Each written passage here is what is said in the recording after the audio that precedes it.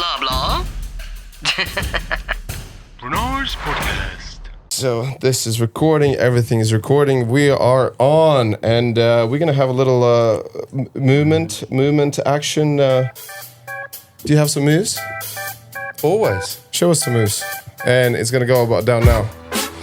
Oh, that's what's up. Okay, give it up for Adam Walker. He's in the house. Hey, buddy, how are you? You good? I'm good, brother. So Adam Walker, he is, oh my God, so founded Ocean Walker Technique and swam all sorts of distances. We met a while ago, and then like 5-6 years ago, and then we did a little interview, and there's so many things happening in between. I'm so happy that we're doing this again. Thanks again for being here, man. It's always good to see your face. Hey, stop it. Stop it. Swimming became a huge part of your life on that one crucial day when you watched that one certain film on that one flight. And that is how long ago now? 2007, I watched the film on an aeroplane about a guy swimming the channel. Yeah, what a movie that was. Yeah, that was a moment. Going to Australia on holiday, bored on the aeroplane, thought I'll put one of those in-flight movies on. And that was it, on a clear day. Sounded boring, but then when I read the background to it, it was about a guy who's looking for inspiration. That was the bio on it.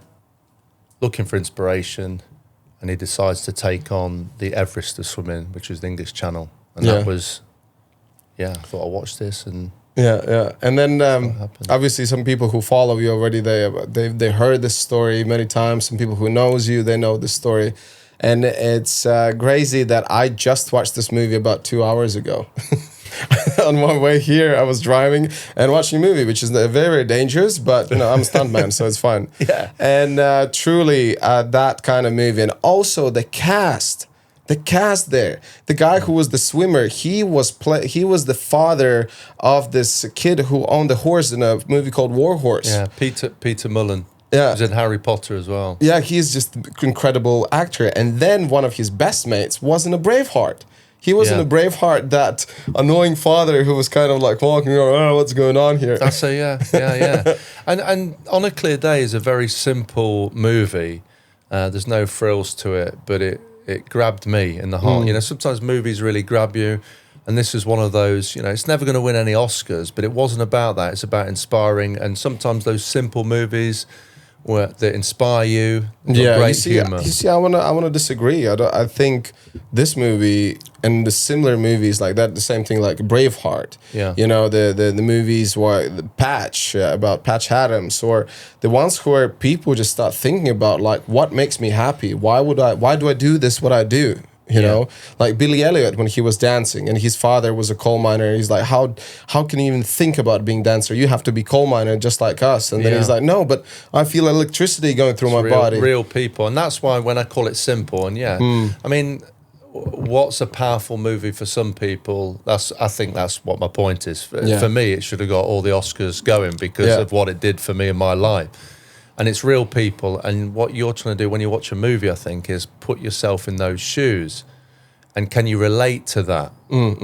And I related to that character, Frank, and basically I saw myself as Frank. I'm getting goosebumps now as I'm talking about it. It's coming back to me. You'll get me emotional. We've only just started. That's the point. This is all about to get you cry. Yeah. That's my goal. Yeah. But I remember like we had this conversation on the interview we did already before. But I would love to hear a little bit about where were you in your life, that you were selling some appliances and like kind of considered to be a good job. That's actually something what I used to do. I also was sales and marketing manager and all that stuff. And then for me it was like, is this my life? That was my question. Is this it? This is me now, 6 years old. And that's it. I'm going to be just this sales guy. And I'm surrounded by people who hate their lives and hate their jobs and whatever. Am I going to be that? So that's right there straight away. We had these similarities in our kind of life. How old you were when you saw that movie? 28. 28. So then that means about 4 or 5 years you were working in the industry of selling stuff, or...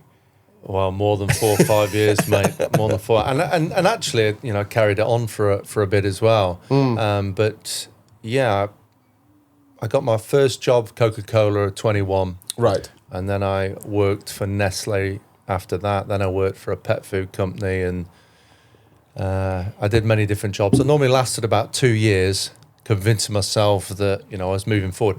For me, it was about moving forward and progressing and seeing what I classed as success, which was about going up the ranks.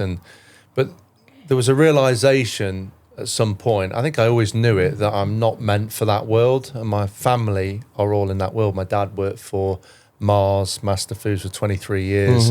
My brother's a sales director of Swizzles, which is Love Heart Sweets, drumsticks, you know, if you're in England, you know that. And the whole family have done that. So I've been around it. You know, I like people. I like to catch up with people, talk. You know, that sales was a I suppose a straightforward transition for me, but always feeling like a fish out of water. Excuse the pun. Feeling this is a little bit strange. I did a sports degree at university, and then I went into sales. So I used to make fun out of what I was doing to try and balance myself off. And I used to go in sometimes, I remember, with a kettle and toaster job, work for Russell Hobbs, and there'd be some stressed people. It's a stressful job, and you've got to deliver figures and all those things. And I'd be managing a team. And I remember these guys, and one in particular, he looked so stressed. And I said, just calm down, just calm down. I said, you know, we're making miracles happen here. We're selling toasters.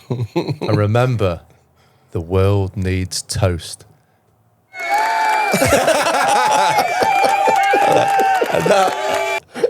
And the guy went from like being really serious to like, oh my God, why is he not treating this job serious? But that was kind of me all the way through. I was, I've always been a bit of a joker, and I'd find I would joke this off to balance myself out. Yeah, that's usually the sort of kind of also the defense mechanism. And stuff. Yeah, defense mechanism. You know, I'd play a song to someone down the phone who was like really stressed, and Lady Gaga, you know, We're on the Edge of Glory and stuff like that. I was the prankster in the office.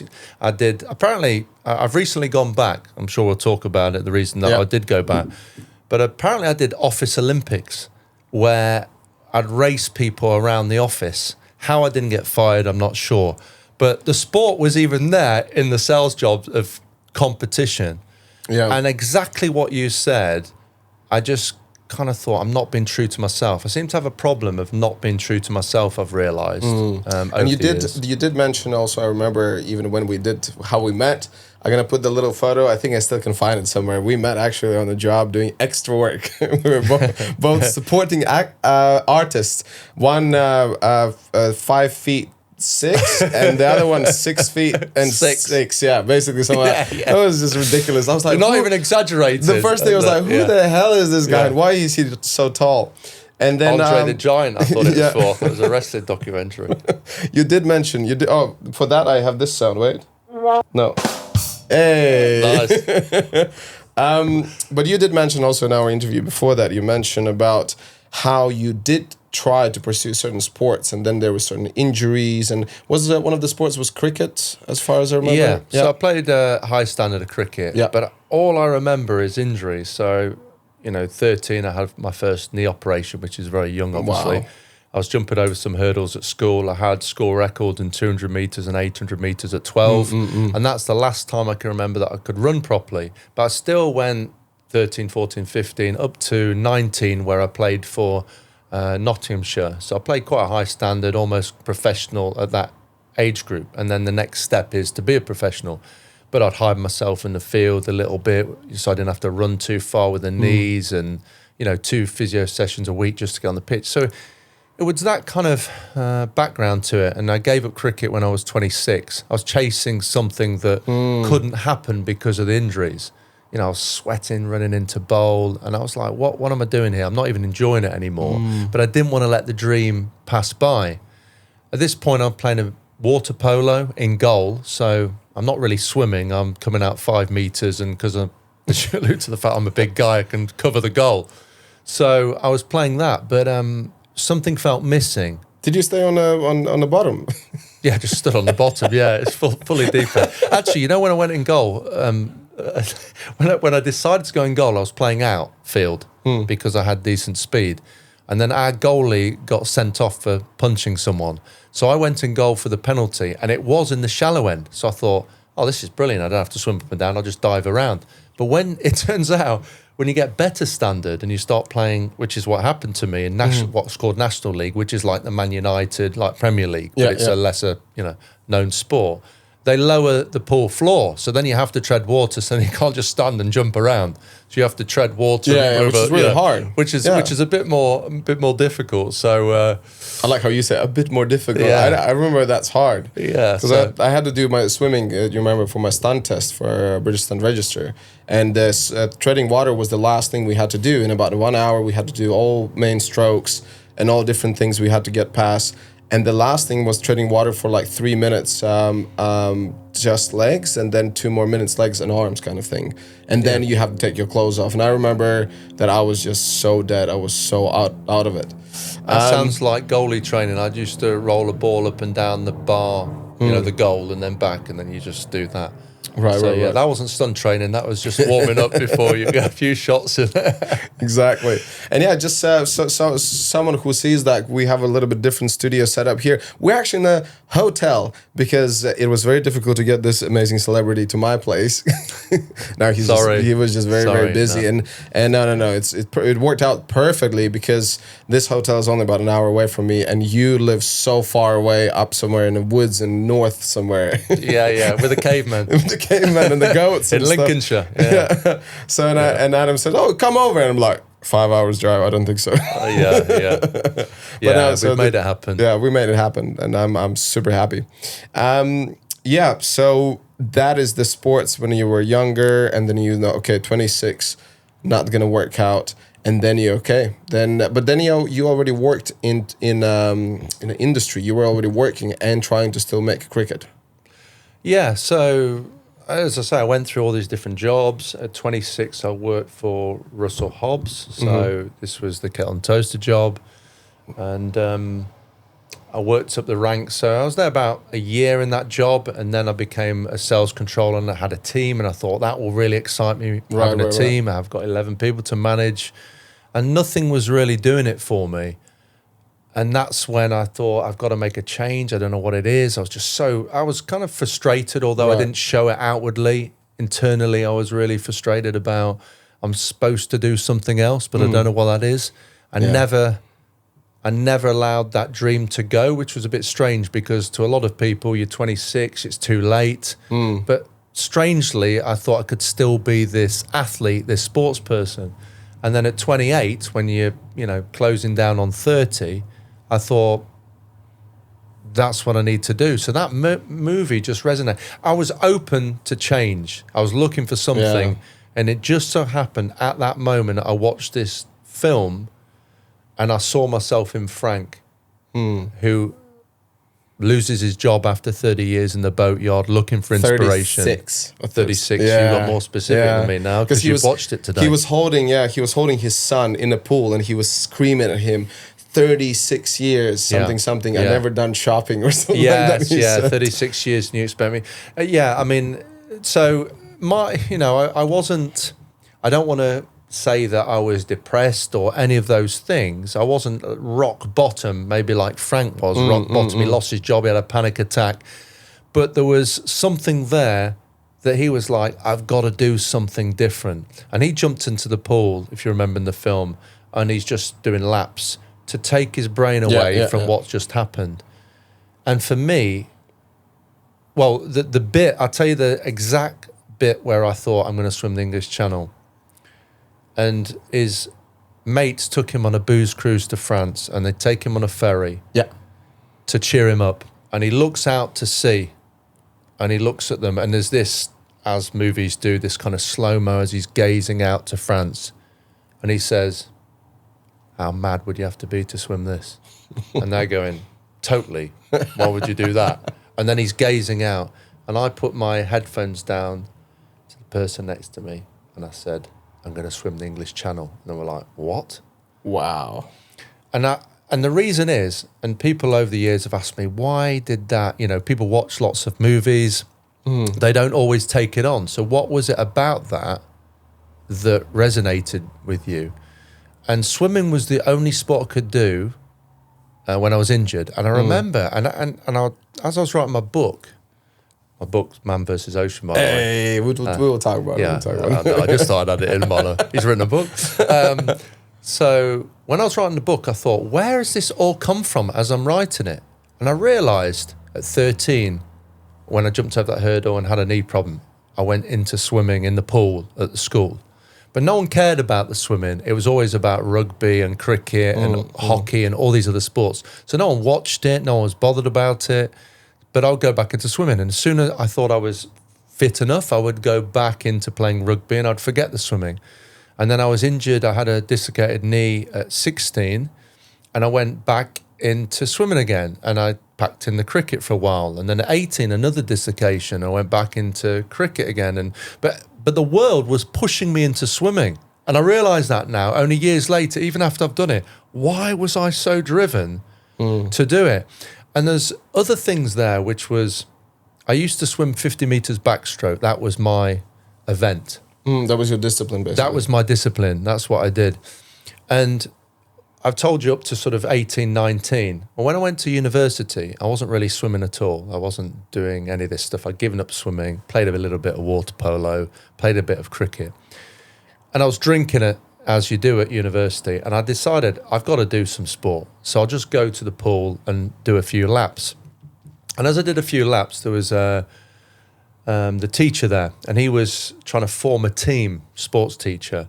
And he watched me do a few laps and he said, you know, you might be pretty good. Do you want to join the student nationals? And I was like, I've only just done a few laps. But I said, no, it's okay. It's okay. Don't worry about it. And he said, oh, no, it's a 4-star hotel and, you know, I'll get you some beers and we'll have a good laugh. And that's what sold it. So I got there and I did maybe 1 or 2 training sessions and I had speed and 50 metres you can kind of get away with. So I did a couple of sessions and I managed somehow to get to the student national final. And I thought, how's this happened? You know, all these people unzipping the Great Britain tops and stuff who are trained swimmers. But it hit me, what a waste. That's what I thought, what a waste. What could I have been? Then fast forward 7 years, I'm on a plane watching a movie about guys swimming the English Channel. And I thought, when I look back at it, what swimming was, you know, as I've explained, the thing that I went back into, and it was the thing I could do when I was injured, and it's probably what I was best at, but no one cared about it. But long distance swimming, I wasn't picked for freestyle, so I was never picked to do front crawl, and I never did more than 4 lengths, which is 100 meters. I tried to always do 2 lengths because you didn't have to train, and I wasn't as good at 4 lengths as 2 lengths. And forget 8 lengths, it's a joke. And I remember 12 years of age was the last time I swam an hour properly training from when I was 28. So it represented a sport that I could do while I was injured and something that I wasn't very good at in that sport, which was long distance and freestyle. So I thought, what if I can master that? So there was added extra challenges to that. And I think that whole picture drove me into, you know, trying to change my life. People have asked me like, what, you know, what is one word to represent of why you did that? And I said, there isn't one word. You know, people want to know, I'm a winner, I want to win. Of course, yeah, I want to succeed. That's in my DNA. Yeah. Whatever I did, I wanted to win. So you could say, yeah, succeeding is a big part of it. But why channel swimming? You know, it's not a sport that I'm going to get a fanfare from. You swim all day, you go to another country, and you touch a rock or you leave the beach, whatever it is, and you swim back and you've done your goal. You don't do it for, it's not like these televised sports, tennis No. or This is anything like that. fighting, this is a battle with you, with your own stuff. Yeah, and it's not for notoriety. There's no gold medal. There's no cash. In fact, it cost me money. So it was, in its simple form, myself versus the ocean, which is why Man versus Ocean was born. Yeah, the book which been written now like 6-7 years ago. 2016. Oh my God, there you go. Yeah, it's in a number of different countries. It's done well. When I asked him like, how many books you sold? No, I don't know. And if you want it signed, you should go to my website because I'll do a personal signature. oceanwalkeruk@gmail.com. Nice. Okay. I actually have one of those signed. Yeah. Did I sign you one? I forgot. I think so. Yeah. Have you read it? It's been a while. Of course I read it. How dare you? I read it when we did the first interview. I know. I read it. Also, the things what you said, what resonated to me was that, so basically you were pretty much born and made to be a swimmer. But somehow in your life, you kind of were stepping away from it. Now I'm going to do something what is more like recognizable or like somewhere where I get that fame. Because like it feels, if you would be swimming since you're a young age, you probably would be smashing like the swimming world. What do you think? My mum said to me not that long ago, she said it was a pity, because we haven't got into the shoulder injury part, but she said it's a pity you had a shoulder injury because, you know, what you could have been in the Olympics and things like that. I said, Mum, I'm one of only a few people in the world to do this challenge. There's 250,000 Olympians. So, I mean, I'm talking about an injury of why, you know, and I found a way around it. But I said, don't feel sorry for me, because this challenge, although, I wasn't paid to do it, in my eyes, in its simple form, it is a unique thing that represents me, which is, and life really, lots of barriers. That's how my life's gone. Overcoming the barriers, try something, doesn't work out. You know, a lot of people can relate to that and just find a solution. And all these long distance swims were about, finding who Adam is with it. And I think, I don't want to say, people get asked what I could have been, because this is another thing that, another motivation, that I didn't want to be remembered as the guy who, there's nothing wrong with selling appliances, but I just felt I was meant for more than that. And I didn't want to be saying to my child, I've got nearly a 2-year-old, I didn't want to say to him, I could have been this, I could have been that, to Kai, and try and impress him that way. I wanted to actually, he could look up to me. Shout out to Kai. Shout out to Kai. And Kai, by the way, in some years he's going to watch this and he's going to be, that's Kai. Kai is the real ocean walker, because Kai means ocean in Hawaiian and Japanese, and that was my 2 hardest swims. So he is the true ocean walker. Oh, that is so cool. So so I think you're right. I think perhaps I could have been that, but would I change it? Would I change all the things that happened? No, you see, this is not even what I'm kind of trying to say. Like, also thinking about the way I grew up, I would be so good in gymnastics. Let's say I never done gymnastics in my life. I started when I was 27. By the age of 30, I could do most of the gymnastic stuff. I could do iron cross, which is one of the hardest elements to do on the rings when you do like straight like this, hold your body. And like I could see like that is so natural for me. And if I would start it from a young age, who knows what would happen? But at the same time, who knows? Maybe I would get like some massive injury when I was 15. Like we can't say like what would happen. Would you be happy? That's the thing. Exactly. Because the way you are is similar to me. You like to master lots of different disciplines. When we started, when we met each other those years ago, the reason we got on instantly is because we've got the same DNA. You're in a different world than me, but we've got a similar crazy humor. We're a little bit out there. We don't like conventional, but we're really driven. Your DNA got more material than mine. Well, just let's not be heightist. Half a meter. Don't be heightist. It's always the tall guy gets the stick. The small guy, look, he's normal. But look at the tall guy. That's what people accuse me of. Oh, no wonder he got across all these oceans. There's only one small push off for him. 60K. 3 strokes. Yeah, 3 strokes. Yeah. I remember we had one of the guys from Stans. He was also doing swimming test, and when we need to do a butterfly, and I would say like, I took like I don't know how many times. He's like, it takes me 3 times, and then on the other side. I was like, fuck you asshole. 3 times just to rub it in. Yeah. But you say, can you do the splits like this? No, I don't think you can. You that's my. Can you do some backflips like this? No, you'll fall flat on your ass.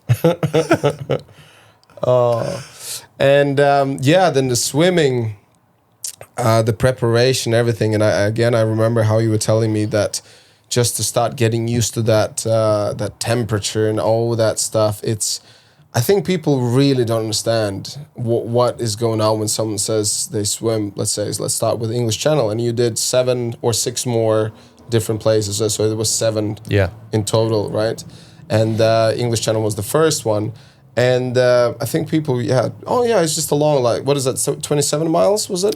21 miles English Channel, but you end up swimming a lot further because you don't swim in a straight line. Because the current pushes you on the side. So you're over 40K.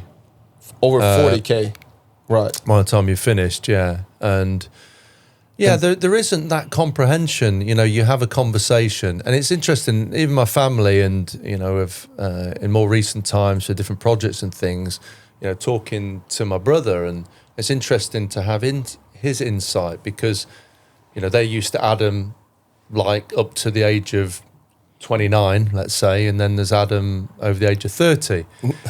Crazy Adam. There's crazy Adam. And I think even if you ask my brother, he's like, you know, you went to a different stratosphere, you know, from the brother that we were competitive. We used to play tennis against each other and darts and all these sports. And then all of a sudden you've gone in and done all this crazy stuff.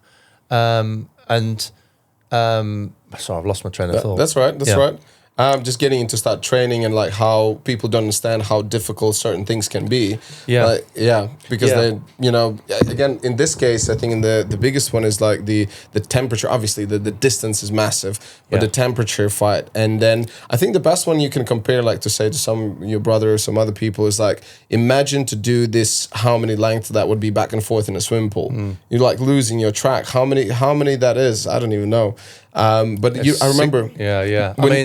I mean, it's about 70, 80,000 strokes. So, I mean, it's a hard thing, like I say, going through it, what I was saying with my brother, it's a hard thing to kind of get your head around because when you're trying to explain it, and what he said was, I understood it when I was on the boat. I got a better understanding when I was in front.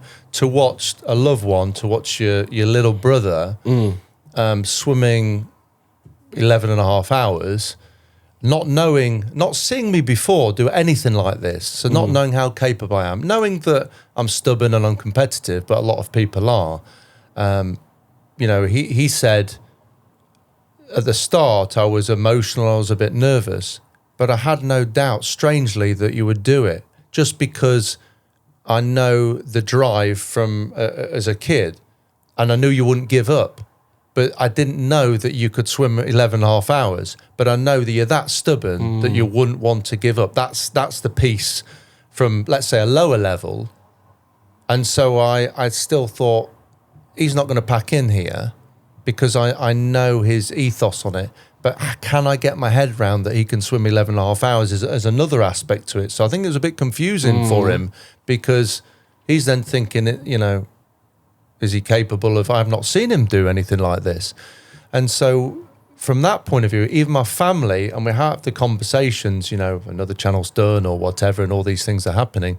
But until you see someone do it, and now I coach people to do it, and you can have a friend or someone you're close to, and it's harder to watch them do it because you see them suffer on a whole different scale at times.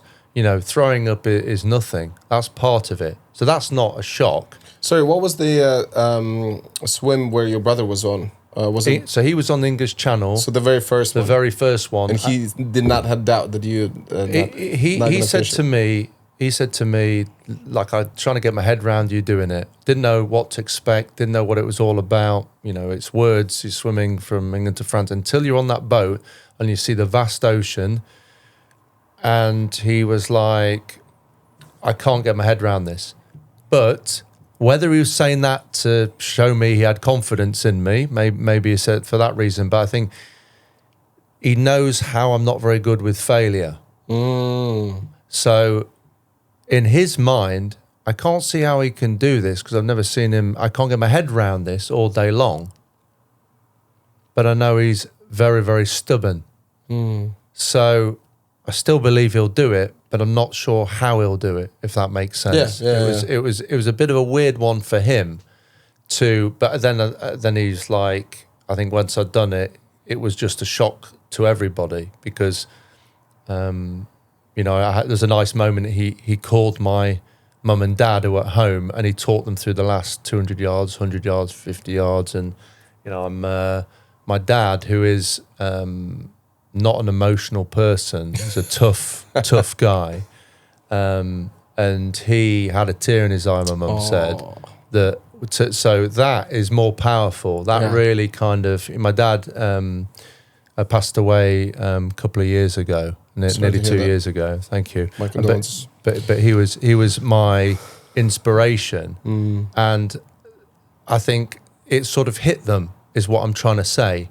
Mark on the boat, and then all of a sudden it's like a realization, but you can't really get it until you're in that moment, because a human being isn't supposed to swim across an ocean to another country, which is why I love the idea of it and why I embraced it. And there's something about looking yourself in the mirror and thinking, can I do this? And am I willing to take the risk on the fact that I might not make it? Because the old Adam wasn't. The Adam as a kid who was the cricketer who got paralysed by the fear of the shots that he would do, or was worried about failing in the swimming in the pool and would get stressed about it, all disappeared in this sport. And I made it simple. I just do one arm in front of the other, and I give it everything, and the tide will give up before I do. And that's what I always believed. I saw the ocean as a person, and to me it was like, I will beat you. That is very interesting. Very cool. And when you meet other swimmers, do you feel similar mindset from them as well? Or everyone comes from a different kind of a reasoning and why they do it, or you can find that or see that similarity? People have, different outlooks. So my training partner had a different outlook to me. If you ask him, he wanted to succeed, but would have, if he hadn't succeeded, he would accept it. I didn't want to accept it, so I didn't even suggest that anything other than getting across. I didn't even want it to be a thing in my mind. If you asked him, and I know he's been asked, so I can say that, he would say that it was a bigger deal for me. It was something I had to do for myself, and it became more than swimming. It was life-changing. I didn't have a coach, didn't have a nutritionist, wasn't getting anyone to tell me what, to go to training. It was off my own bat. Before work, 6 a.m, I'd drive 2 hours to work, manage a team, at lunchtime, try and find a half an hour gap, go home 2 hours, try and find training afterwards, and just constantly motivate myself, not knowing where I was going, but felt part of a journey, felt part of something big. And I felt like a superhero on it. And when you feel like a superhero and you kind of gifted this person that you want to be, and you don't feel like you're the true Adam. I wanted to be the Adam I was born to be. And that started to come to me when I was on this journey. So a bit of pain, bit of discomfort and effort compared to being the person you truly want to be. Sometimes people have said to me, poor you, all these things happen to you, which I'm sure we'll go into. I said, poor you. I said, poor me. 7 days of discomfort changed my life.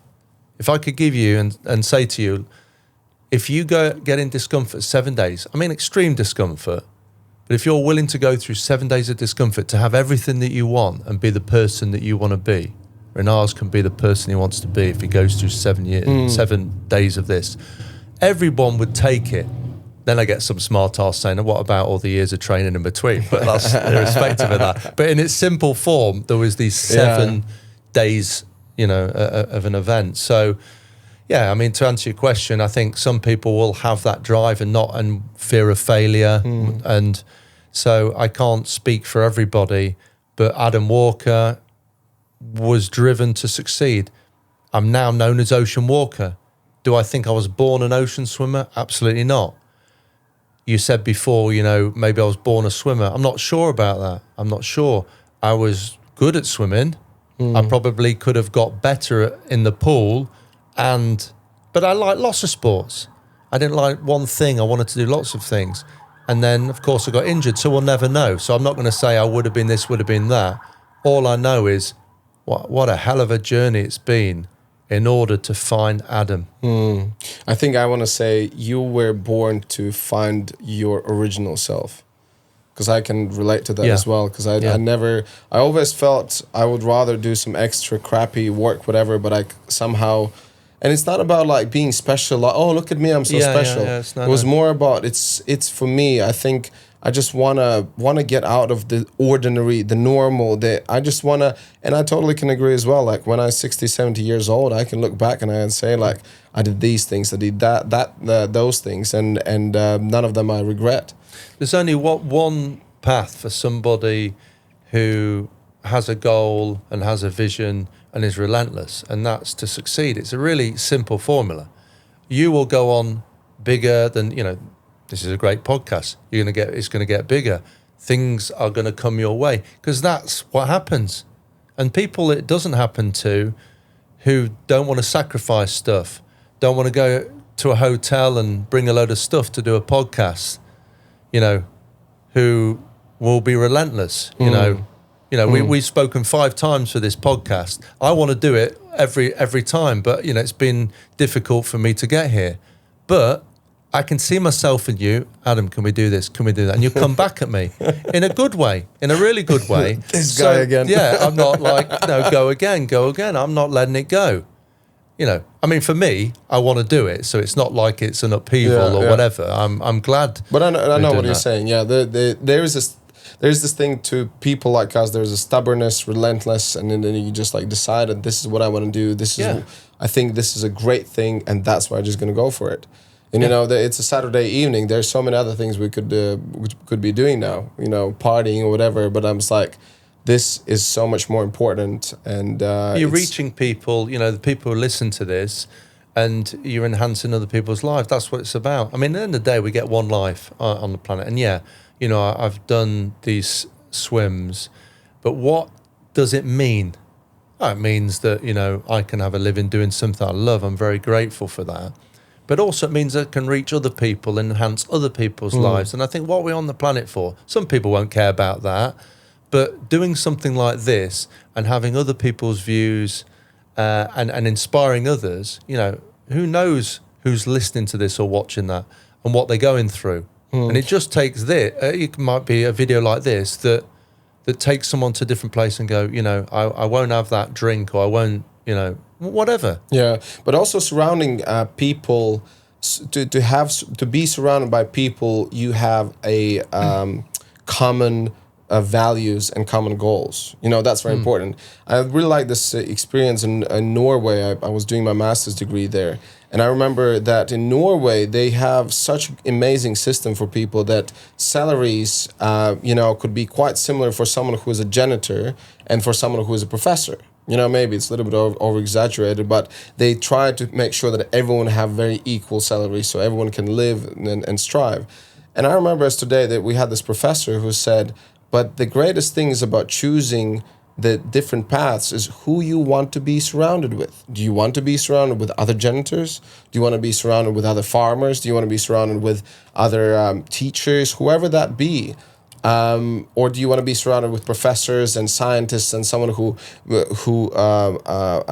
questions your decisions or who challenges you on all these different kind of things? And I straight away said to myself, I want to be surrounded with cool people who challenge me all the time and who I can learn stuff from them. And that's also one of the reasons why I want to have this podcast, because we can have these in-depth conversations and I always learn something from these people. Yeah, makes total sense. You are a percentage of the people you share time with. It rubs off on you. It can go the other way, emotional vampires. I talk a lot about that, of people, I've had a lot of that when I was doing the swims. People, aren't you worried about your shoulder? Yeah. You had 3 operations on your shoulder. I go straight away, stay away from me. Yeah, I kill it dead. Yeah. But I can really recognize it now. I can recognize somebody's energy. Yeah. If they mean well, in my world, I guess, and as you start to strive and move through into different areas, sometimes because I like to get on with everybody, and I can be a bit naive and just give a lot of energy to that person. And then I have to tell myself, this person doesn't want that energy. They want to see me fall. So how do you deal with those people? Because you are one of the nicest guys I've ever met. You're just like, you're just projecting like niceness all the time. I am sometimes like that. That's a weakness, unfortunately. No, I'm usually very honest. That people can feel very, very quickly that I'm not going to waste my time with your bullshit. Yeah. But I need some of that. I can teach you. Can you show me? Can you be that emotional vampire that helps me? Maybe there's good emotional vampires. I've got it all wrong. I could give you courses. That would be how to be an asshole. 101. Yeah. I'm learning. I want to get better at this. How do I deal with it? I mean, I recognize it more now. An emotional vampire. My first instinct is to support someone and give them energy, and maybe there's some questions on something, and I think I'll always try and probably give, too much at times, give so much. But then if there's any sign of negativity, I might have a few goes at trying to turn them around, but if it's not right. I mean, in the coaching world, when people are trying to learn my swim stroke and I do the teachings, you've always got different people in front of you. I mean, that's a different thing because obviously they're coming to learn, but the art of it is, do you know the room? And when and there is a bit of an art in that, and I can tell that person is down on themselves. They've probably got some emotional things going on. They've been battered into a corner. So I'm going to put my, so to speak, arm around them, and I'm going to have to keep, telling them that they're doing well, and can't be so direct. With other people, you have a different reaction to it. But I kill it dead. Anything that I feel is going to hurt me with it, I'm not so blunt as to say, look, forget it. I will spend time with people. But yeah, I suppose I could be accused of sometimes spending too much time. But in the end, I get the message. But if you ask Gemma, my partner, she'll be like, you spend ages with that person to try and convert them, and that you can't convert that person. But I think I can, rightly or wrongly. But you've got to watch out, because then if you spend too much time with those people, then it can stick to you. I've had situations like that where people have really opened up to me. They feel they can talk to me, and they've opened up in all sorts of areas which I'm not qualified for, and then it can really kind of. So I'd like to say I'm more aware of it. I'm still a little bit, kind of go too far with it because I think I can help them. I like to help people. I'm definitely not one of these people who would be like, forget it straight away, because I feel like maybe I'm the person that they need to help them. But you can't always help someone who doesn't want to be helped, I guess. Yeah, that's what someone would say to me, and I would ignore it and go, oh no, I can still get through to them until, okay, maybe enough's enough, but I'll go further than most, I would say.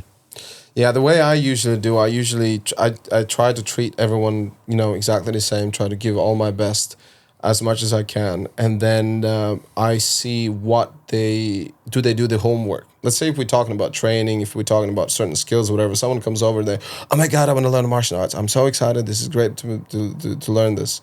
First of all, if you want to learn something, you would start to do homework. You already start research. You will start already doing something about it.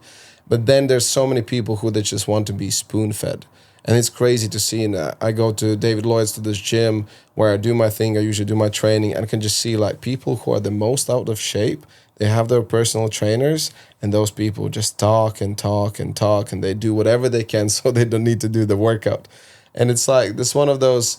I love when someone is enthusiastic, and I'm always happy to give them a nudge and like, oh yeah, do this. This was amazing. And they come back and they say, yeah, I practiced this many times. And this is how, what do you think now? So if I see that you want to do it, I'm going to be there to help you. If you don't want to do it, then, and you hope that I'm going to somehow convince you, I mean, definitely there could be some kind of mental lessons where I can teach them and tell them, well, how about you focus on this and then try to forget about that. Yeah, and, I'm happy to suggest that as well, which is, again, as you mentioned, that's not really our expertise to be a psychotherapist or a life coach, But if I do feel that they just kind of try to take it, and then don't try to do that homework, then yeah. I mean, I suppose through all this process and the swims and what I've learned, I have become not a qualified psychologist, and I guess it's manifested in me of my experiences and how I think and how I've dealt with stuff, and people will ask me that. And what I've found in the coaching, it's not just coaching someone a technique. I have to kind of give them the small print to it. The small print is you have to work at this, you have to practice. The reality is you're not going to be perfect after so many hours. There is a discipline to this. Don't beat yourself up. And certain people, I'll say that before they've even started, because I can see it in them. I can see it in the face. I get some who go, hey, my name's Dave and I'm CEO of this company, and, I need to get faster. and Dave's going to do everything 100 mile an hour, and he's going to be really tense, and his body's not going to float. And, and then I have to say, that's great, Dave. And I put my hand on his shoulder and I go, that's brilliant. But winning is slow and controlled. Losing is doing it fast. Okay, Dave, let's get into it. So I do my kind of hypnotherapy moment on it. So you'll I think there's an art, whatever, it's not just swim coaching, there's an art to looking at that. But the soft Adam in me says this person, before I've even coached them, is a bit broken, and do I think they'll go on? At this point, I'm not seeing it, even before they've started. So then there's more pep talk, and then there's more, and that can be quite tiring mentally, even for me, of just going at it. But I always, right or wrong, believe I can get someone of this way of thinking, convert them. Sometimes you are disappointed, and sometimes I spent too long, probably other people would say. But I like to believe that I can make a difference. And sometimes I've had people who've written themselves off and been in a bad way. There's one in my head particular who tried to commit suicide a couple of times. He had a terrible accident, was in a lot of pain, wanted to do some sport. Someone brought him to me, wasn't sure about doing the session. He cancelled 3 or 4 times. And then I picked up the phone and said, look, I normally do 3 hours to build this technique that I teach you. Let's just have an hour and a half. I've never done it before, but just start somewhere. The guy was so nervous. Baby steps. Yeah. He didn't really want to do it. He thought about turning around. He was sick at the side of the road. He locked his keys in the car. He was so nervous. He was hobbling in 30 pills a day for the pain in his back. And we did it together, and he did my drills, well, as good as I've seen. And he didn't believe me at such low confidence. And I said, look at how I do it, and now look at the camera. And it just, he was in tears. Now he's gone on to swim from Jersey to France in a relay. It totally changed him. He got off the pills. He's not taking these pills anymore. He's broadened his horizon. He's more confident. He's a bit, cocky now in a good way. All those things. But when he cancelled 4 times with my partner Gemma, I could have said, this guy's just wasting our time. True. But there was a sign there. I don't know, I can't even explain it, because I don't always pick up the phone and phone a guy who's cancelled 4 times. And I said, just come and do this. And look where it's taken him. So now I try and build on that, because it would have been easy to written that person off, because you never know what people are going from. I agree. I'm like you. Why is that person not working at stuff? I think the same way in terms of that, definitely. But what if there's other things going on rather than he's just lazy? Do you know what I mean? True. Yeah, you see, you are emotionally way more intelligent than I am. No, I'm just too soft. That's it. Okay, on this one, let's have a little break. Okay, we had a little break. We're back now. And I want to dive kind of straight away talking about your book, Ocean Walker. This book has been out now for how many years? Man versus Ocean. But it's about the Ocean Walker. Yeah. Yeah. Yeah. Did you get another book? Is there another book there? He's just annoyed that I didn't say exactly how the title of it. I just thought it slipped your mind for a sec, but you're so quick at coming back with something that I just let you do it. The Ocean Walker. I need a book called The Ocean Walker. Man, yeah. That's an idea when I get back. The Ocean Walker. I should have called it the Ocean Walker. Why did I call it Man versus Ocean? Damn it. It'd have sold more. So yeah, Man versus Ocean, yeah. Yeah. Wait, what was the question again? What was the characters' names from the Game of Thrones? What are the Night Walkers? They were the frozen phase. They were the Night Walkers, right? Yeah. Yeah. So Ocean Walker. Is that why you thought it? And then you could put your face on it. It's nothing to do with my name called Adam Walker. No, nothing like that. Adam Walker. Hey, you know, actually, this is a funny thing. Do you know where Ocean Walker came from? From the ocean? So, God almighty. It's gone on a different level. It's not even like we've had a drink. I'm having my maybe shandy. You've had your shandy. Yeah, I'm having my shandy. I've got my water there somewhere, just so you know I'm the true athlete. Just so. Yeah, sure. What were you doing in a bar an hour ago? Well, forget that. That was an hour ago. So what happened was when I went into coaching, so I think it was my second swim camp. So I was working at Indesit. So that was my last job, selling wash machines and that sort of stuff.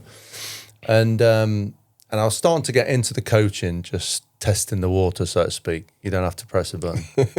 Just delay it, go on then, press a button. Yeah. Testing the waters. So I was just testing the water with the camps.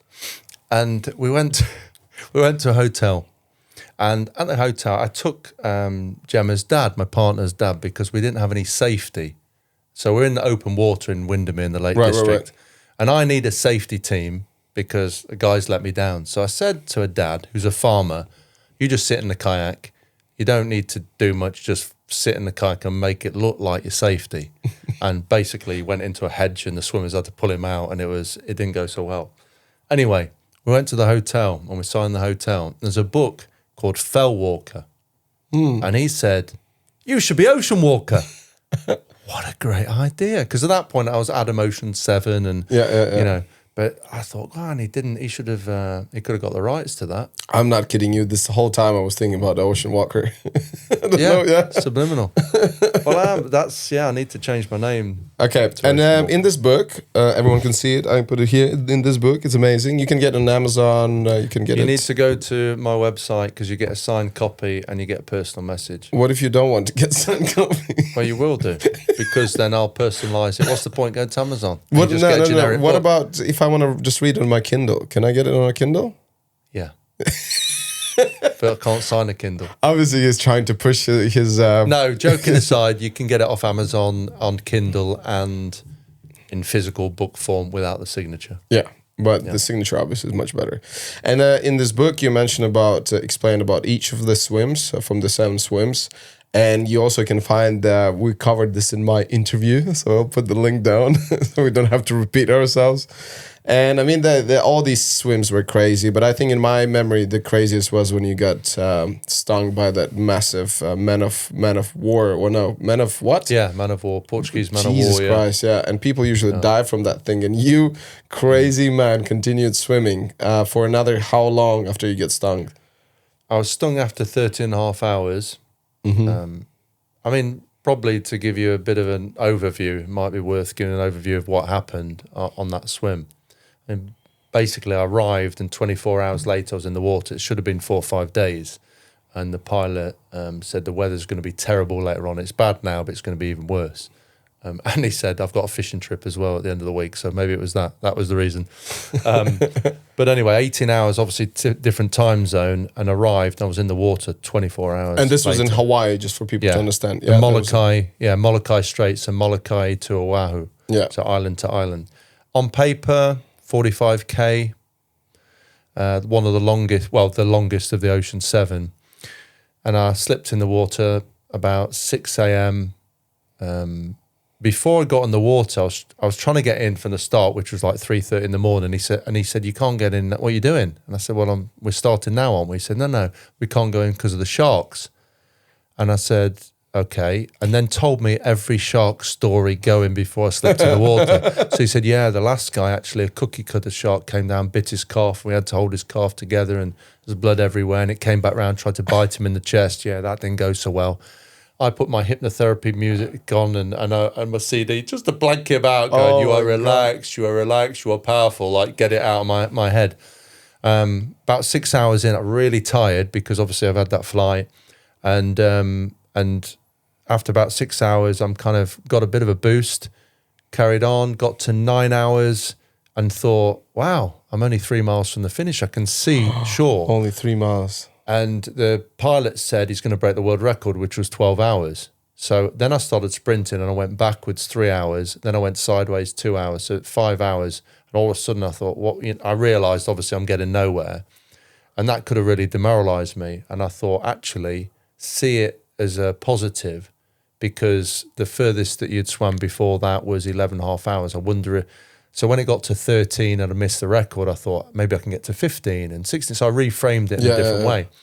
So anyway, when I got to 13, what was the reasons? Was it the stream? The current, and the current just pushed me backwards. Yeah. So you literally can see the freaking. It's three. And then you just literally moonwalking back. Oh my God! And then you after Ashen Moonwalker. Yeah. Adam Moon Ocean Walker. Yeah. Testing your English now. And so it was like 2 different swims. Jeez. Because I can see land, no problem. I go backwards, I go sideways, and then it starts to get dark, and then I'm stung, as you said, by this Portuguese man of war, and I'm on fire. Absolutely the most pain that I've ever had. It was like being scalded. Well, worse than being scalded by a kettle. It was like a 3rd-degree burn. And you don't want to show pain to the pilot because he'll get you out. It's safety first. Oh my God! So it's like I couldn't. It triggered this, and I'm in agony, and I'm yelling. And they brought a kayaker in with me because of the sharks. And normally, and I say normally, there's only a few people in the world who've done this swim. But when it gets dark, they just pull you out because of the sharks. But I was so close, and I put such an effort in, and it had gone wrong, sort of over the last, I don't know, few hours. So I think he felt sorry for me and let's stick with it. Then we got caught in a riptide, and I'm absolutely in agony. So my whole body's shaking which is the anaphylactic shock, trying to put me in that shock. My spine went numb, and then I started to vomit for about 7 or 8 minutes. And I made a deal with myself: swim for 30 seconds. Well, actually, swim for a minute, and I lasted 30 seconds. And I wasn't even a proper swim stroke. My legs were going down towards the seabed. Stopped, yelling again. And the kayaker next to me is going, "Oh, dude, it's either box jellyfish or Portuguese man of war, which are the 2 most dangerous in the world." He said, "If you start to hallucinate or labour breathe, I've got to get you out." And I remember making a joke saying, "I'm labour breathing now, but I have swam 13.5 hours." That was my Adam Walker way of offsetting the situation. Yeah. So I said, "Just give me a minute." And I'm trying to reassure the kayaker because he's absolutely like panicking. And I said, "It's okay. It's okay." It's okay. And this happened. I'll say, just it's all right. And this happened. So my Adam Walker of managing the situation, Ocean Walker, trying to manage the situation. and all sorts of ways. Was trying to put him at rest, that I'm okay. And the second one, I tried to swim for a minute, 30 seconds again, holding my stomach. And on the third, I made one final deal: get level with the boat, and that's a checkpoint to continue. Because I saw certain parts in the swim as checkpoints. So I got level with the boat, and they all leant forward to get me out. And as they leant forward, I smiled at them, which was a bit like that, to be honest. And then I swam past. Smile. Yeah, that was a lovely smile. And as I swam past them, I remember getting a shiver down my spine, thinking, I'm a bit hard on myself. But I thought, I feel pretty proud of myself for the first time. Now you're too close to microphone. I don't know what you're doing. You're making some funny movements. You're doing a dance. Fist away. Is that a fist? Is that a fist? Are you happy with that? Where am I? Are you good with this? In a dodgy hotel room. That's where you are. Are you good with this? No, good. I just like how you get serious. You're like, and then what's happened? Yeah. I thought you wanted me to go closer. That's why. Oh, God. See, it's been too long since we've seen each other. I forget. I don't know the signs. We should meet up more than once in 5 years. Yeah, that's definitely. For sure. Sorry. So we were talking about something serious here. Yeah, you were smiling. Yeah. So I got past the boat. The whole body's shaking, and then I started trying to frame the pain that I was in into a positive. So imagine the burning as like, I remember a hypnotherapist I saw for some training because I had a shoulder issue, and he taught me how to offset the pain. Why you're thinking positive, you can't think negative. And when in this sport, temperature is a big factor with things like the English Channel and Ireland to Scotland, another one that I swam. So I remember him saying that, why you're thinking warm, you can't think you're not warm, and disconnect words. So that burning pain, I imagine, was like a warm blanket. It was in a different context for one of those cooler swims because it's warm in Hawaii. But I imagine like, I've got this warm blanket. I'm so lucky to have it. And I kept telling myself, you're lucky to have this. You're fortunate to have this. Embrace it. And then I saw it as a test. If I can get through this, no swim will ever stop you again. And then I started thinking, what will stop you in your life? So it became a really epic moment in that swim because 1% of me wanted to carry on and 99% wanted to give up. And I talk about the devil and the angel. And the devil is massive, just trying to stop me. And this angel is hanging in there saying, keep going. Where's that effect? Like a tiny little one. Tiny little one. And this is the, I guess, the will when it comes into willpower and how much something means to you. And I just remember thinking, the pain will be much worse if I don't make it. So the physical pain will subside at some point. It can't last for weeks and months. I knew I was in a bad way. And to the point my head was moving around all over the place with the pain. But I'm still going sideways. So I said to the kayaker, how long? And he said, oh, dude, it's about an hour. So I counted 60 strokes for an hour. And then when I got to an hour, nowhere to lie, I tried to stand up. And I think I hallucinated. I thought it was the beach. And I'm trying to stand up. And obviously I can't. And I said to him, how long to go? And he said 20 minutes. And then he said another 20 minutes. That went on for 3.5 hours. Oh, my God. I got caught in a riptide. It was a right mess. And then right at the end, he said to me, the kayaker, follow me, it's too dangerous. And I thought, that's definitely the beach. And I said, but the beach is there. And he said, it's too dangerous. And I thought, no way am I following you sideways around this beach. So I ignored him and went straight forward. And there was all these rocks poking out. So I dragged myself over the rocks. I cut my leg open and literally didn't care. I just dragged myself all the way. I remember one point, I put my goggles up and standing on this rock thinking, how do I levitate to that beach? It's like 10, 15 meters away. I get on the beach, I've cut my leg open. And then the guy, the kayaker, finishes. He comes from the harbour, runs towards me. He says, oh, dude. He said, I was so worried about you. You didn't follow me. And I said, yeah, because the beach is here. And he said, yeah, it wasn't just the rocks. There was a tiger shark floating on the wave right next to you. And I said, oh, my God. I cut my leg open. And he went, oh, my God. And I remember thinking I've seen a fin, but I thought I'm hallucinating, so.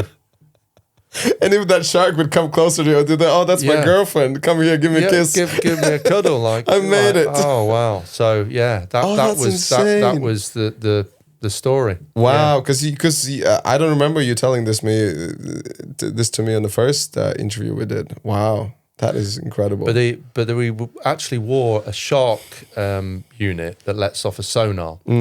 So after, it was quite funny actually. These Hawaiian guys designed this shark unit that lets off, as I say, vibrations that's supposed to keep sharks away.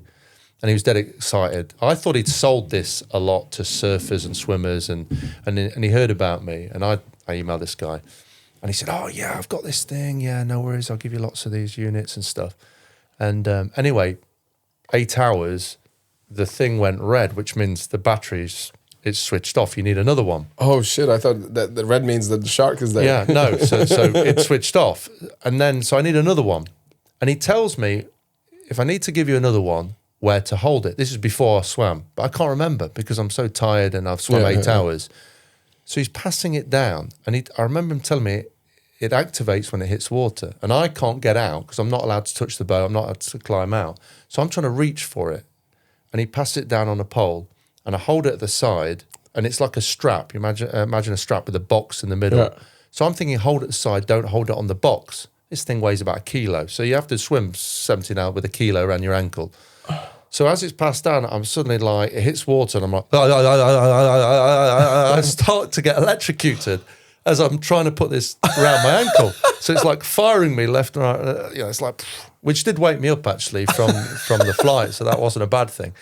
But anyway, so I put a second one on. So when I finished, these shark unit dudes were following me up and down, Oahu of why is he not finished? And they didn't know where I was. Anyway, when I get on the side and I look like all swollen, I've got 25 ulcers in my mouth. I can't really speak. Oh, God. I think there's the photo. I'll put that in. Like this.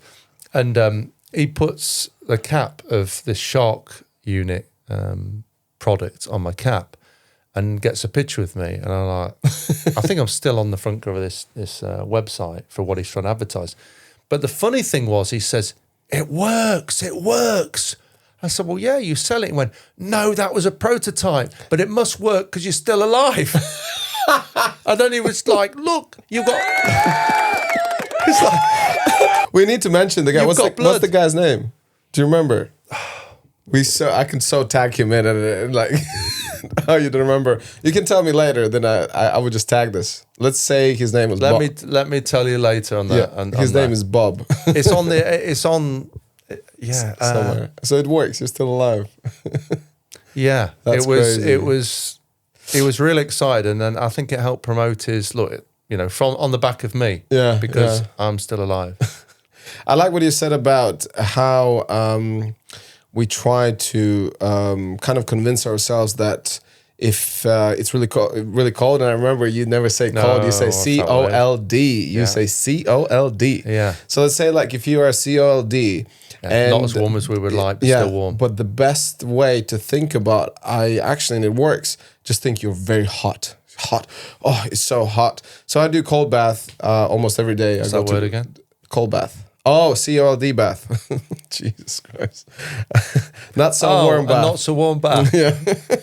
Weirdo. And don't knock it. There's so many words I'm not allowed to say nowadays. Yeah. Oh. Anything associated with that word as well. Yeah. So beezing with an F you can't say. Beezing with an F. Ah. It sounds like beezing with an F. Freezing. Yeah, you can't say that either. Anyways, listen, I can say that. You live in your little world. You can say, but anyways, when you feel like uncomfortable, cold or whatever, or too hot, then also you can just say, psychologically, just say those words. Oh, it's so now refreshing and I don't feel this way. Yeah. So that definitely works. It's almost like the neurological coding. There's a word for it. So you neurologically code yourself. When I apologise. I mentioned the book, but it has reference to it. When I wrote the first chapter, I put an asterisk where that O for COLD is. Mm. And I thought, people are going to think I can't spell that word. So I thought, this is no good. So my first line of my book, right at the prologue at the start, and I put, I mentioned the word C.O.L.D throughout this book. But just so you know, it doesn't exist in my mind, so it doesn't exist in reality. And if you're an open water swimmer, I suggest you also remove it, happy swimming. And then I felt I could mention it then. Mm. But if it's not a real word, you can't feel it. True. Doesn't so exist. why don't you disconnect that word and then you disconnect the feeling? Because joking aside, and it does, people have said that's mental, why don't you just say it? But if you say that word, instantly you feel it. Mm. So if you don't say it, which is what you're saying, so if you don't give it power over yourself, I when I'm doing swimming in water not as warm as we would like, then I will, as I'm going in, I will say warm, hot, warm, hot, warm. That works. And all that. 100%. And then I would visualize swimming in a warm ring. And when I breathe, this is going to sound really crazy, but I always imagine I'm a dragon and I breathe in and I breathe fire to heat up my warm ring. Why would it possibly sound crazy? Because people don't talk that way, do they? You're a dragon. Totally makes sense. But keep heating up the warm ring. Listen, you're going to say a lot of COD word when you're in Bali, let's say. So I spend now last 3-4 years, I'm in Bali every winter. It gets so freaking hot, especially like a month 4 or 5th when you're there. So first couple of months you're like, oh my God, it's nice and warm, it's great. But then you're like, ugh, it's so hot. Sometimes I have to go outside. Oh my God, I'm so cold right now. It's so cold. I would say that just to feel more refreshing. Yeah. So that's where you're allowed to say COD. You say it in that way when you go outside. Yeah, that's what I said. Oh, yeah. Exactly. So I'm so cold right now. But it gets so freaking hot that usually you would go bare feet. You just jump on your scooter, but like the ground is so hot, then your feet burn, and you're like, ow, ow, ow, ow. And on the beach, the same thing. Yeah. So you see, it's like from one thing to another. So about your swimming, 7 swims, you wrote the book, and then I was just kind of in our little break. I was like, so what do you do now? And then you mentioned that now you do the COLD swims, which I don't know much about. Tell me about those, please. And you don't want to know about the dolphin and the shark story, because that's just as No, important. that's amazing. It's in a book and it's in our other interview. We don't want to repeat ourselves. Okay. So talk about something new. I've been told off now. Okay. Okay, so so ice swimming. So once I finished the 7 swims, I decided to do this thing called ice swimming, which is under 5 degrees Celsius. And it's really cold. And oh, sorry, damn it! It is really. I'm not. So I don't know what 5 degrees Celsius in Fahrenheit, but it's probably late 30s, 40s, something like that. I don't know either, but the thing in I do COD baths. You know, I started doing them like 4 or 5 years ago. And like, let's say if now in David Lloyd's where I go, if you get in a COD bath, it's you can about, say it by the way, so you don't have to think about it. Yeah.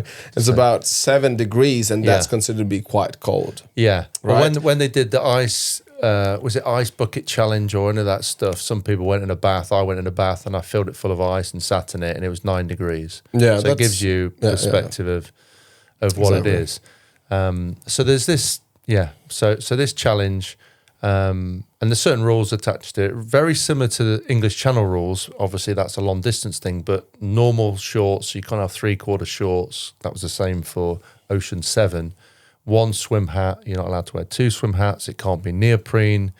You can't wear a wetsuit. You can't have a rash vest, any of that. Socks, gloves, you're just natural. So I went into this and I just fancied a different challenge to show that I could do something which is also extreme, shorter distance. It's a mile, but it's very extreme in terms of the temperature. Yeah. So even with all the ocean swimming background and the hours of swimming and the Hawaiian one that we're talking about was 17 hours and 60 kilometers, because I mean that I actually finished further than anyone's ever finished that swim, 15 kilometers more than I should have done in that Hawaiian one. So although I've done that doesn't then train you up for the ice stuff, because that is a different feeling again. It's I mean, Ireland to Scotland was 13 degrees. So you imagine 4, 3, 2, it's really quite severe. So what happened was I was coaching in Turkey and it was 22 degrees, and I decided to get into winter and I'm going to give this thing a go. And it's 12 degrees in the UK, and I'm like, wow, I don't remember 12 degrees being like that, because at this point I haven't done it for a few years. And then I went each week and just kind of built up a couple 100 meters, 400 meters, and I thought, let's just get around. Where did you practice this? Just some Lidos or this was a lake not far from where I lived. They let me use the lake. And what was the temperature? Started at 12 degrees, and then gradually it would drop until I got to, I think I went Christmas Eve, and I remember it being 0.9 degree air temperature. It was snowing. And it was 2.3 degrees. 2.3. That's very close to pretty much to freeze. Yeah. I think 1-2 degrees and that's it. That's a freezing temperature. Yeah. I mean, I've taken my lake back home, and that was 4 degrees when it was iced over, and it was still obviously freezing at 4, which is a bit bizarre, but it does. But this was quite a deep lake, so I guess that's why it didn't freeze.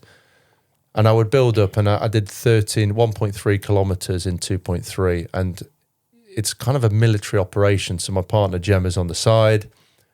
I would do the loop, and then every minute counts over a certain amount. What I found is after over 800 meters, so let's say, what would it be? 12 minutes, 13 minutes, you start to really feel it. And then your brain's trying to go dizzy on you and, you know, make you hypothermic. And your wrist and your fingers are clawing over. That's what happens. They call it the claw. You can't feel your feet. The first thing that goes is feet, and then your hands and your face, and then there's a disorientation.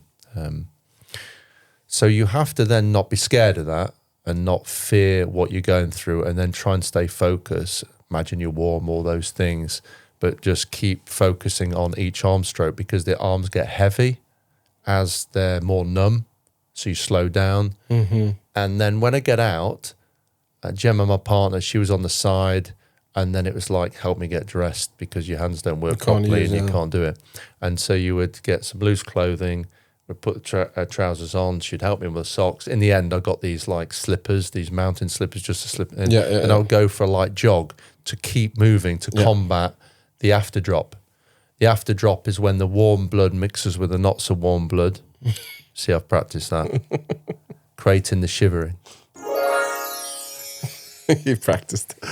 So what would happen is normally 7 or 8 minutes when the blood mixes, and that's what creates the shivering. So to explain for people who don't know, when you go into water like that, you feel hot in the chest. So if ever you go in a lake and it's Norway or, you know, it's not very warm. There's a lot of people do these Boxing Day dips to go in and out. Yeah, well, Russia is notorious for their ice water swims. Yeah, and Finland. They cut Norway. All the Nordic kind of like that area. Yeah. And in Latvia, where I'm from, that's a huge thing. Like every winter, they go into saunas after. Saunas, yeah, but the main idea was that they would cut the ice and just create the swimming thing. And very often there's no saunas. They just come in, do their swim, and get in their cars and drive off. Yeah, and go in for a few minutes. So yeah, I think every minute counts, and you have to build up. So you have to build up to acclimatization. You have to produce what's called brown fat, which helps against combating the temperature.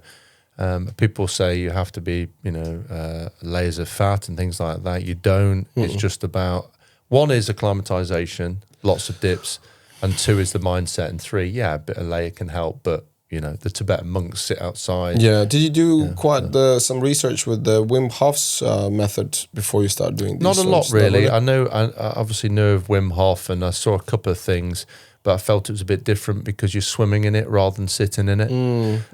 So I did try. To be fair, I didn't do enough of it.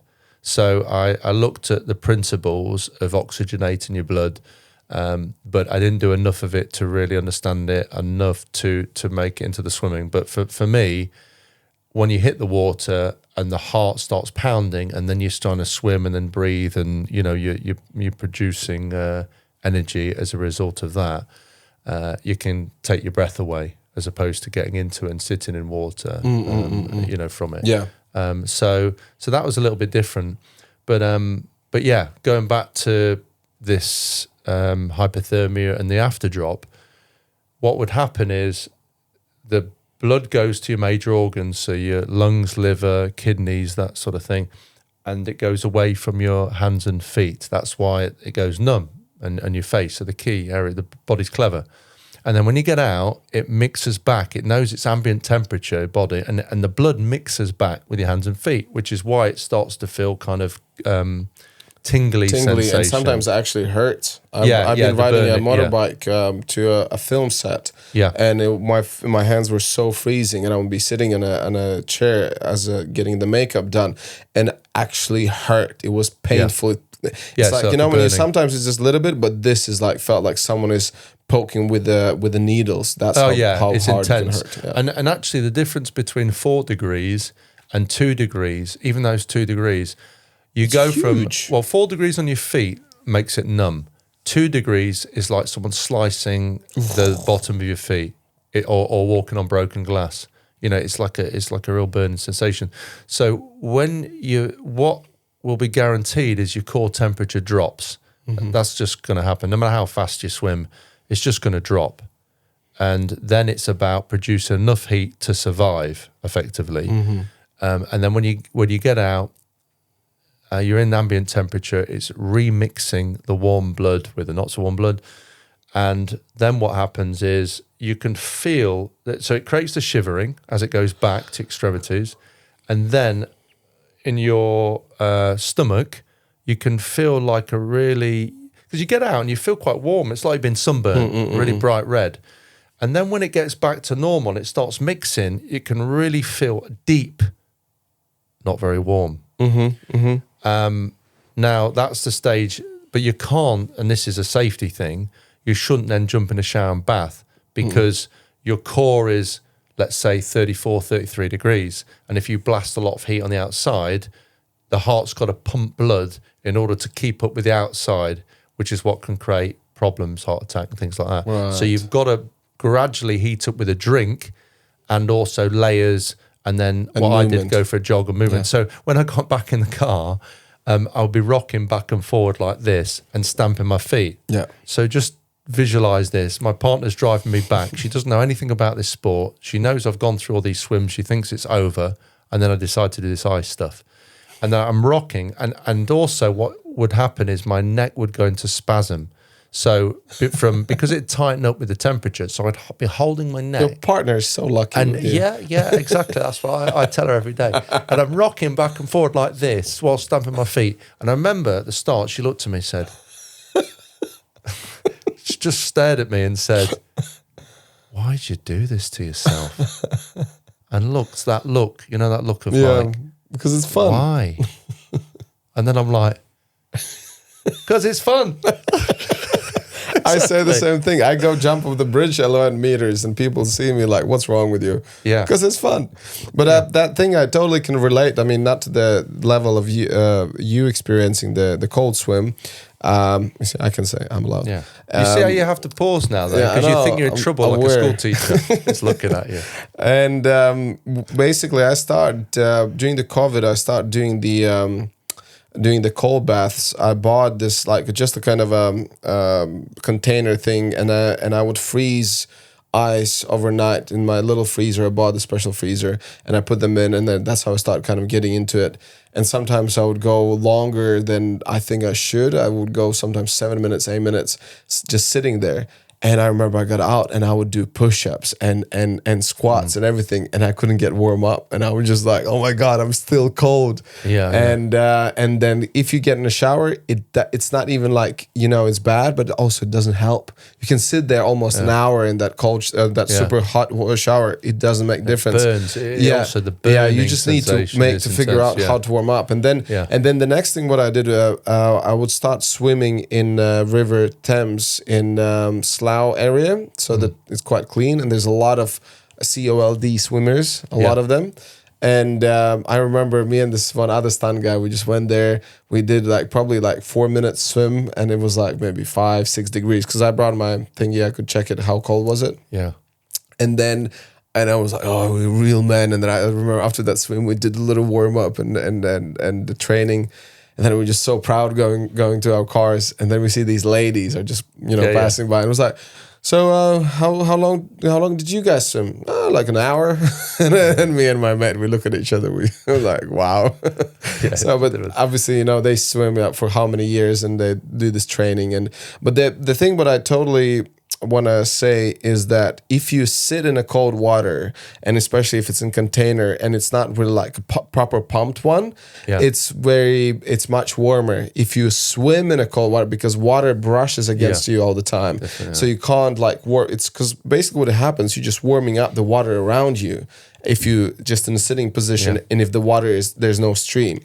So what you do, that's pretty insane. 30 minutes was kind of normal. To give you an idea of how long, when you say a few minutes, and actually you build up, but once you get beyond, I'd say certainly beyond 20 minutes, then it's messing with you, and it's trying to. So, you just got to be careful if you're going to do. It is extreme. There's loads of benefits to it, and these ladies that you're talking about, people do it not for a challenge. Some people go for a few minutes 100%. And for the health, and they go in with mental health issues. And I mean, I've some people you can see the stress, and they go in and I need this, Adam. Yeah. I need this, and they come out and they're beaming, but it's a detox for the body. Yeah. And you produce dopamine, so you're the natural high. So it's a really good, healthy thing. 100%. Obviously, you've got to do it, in a safe way with people there. But and where do you do these competitions? What kind of swim competitions there are? What countries do you go? Probably to the cold countries, I'm guessing. I didn't do well with ice swimming a mile. They don't actually race it because they see it too extreme to race a mile. Don't want you to die with your claws there. Yeah, they kind of have certain rules where at the moment they're saying a mile's too far to race, which I understand because you're still trying to control your movements, and then if you got the added extra thing of racing. However, when I was training to do this ice mile, I did 3 in training. Now, really, people don't do the mile in training because you should have a doctor on the side, an ambulance. But I felt that I could make it. I felt comfortable making it. So I would build up to, I remember doing sort of a couple of kilometers in 7 degrees, and it got to 5.9. And I did but you're an ocean walker.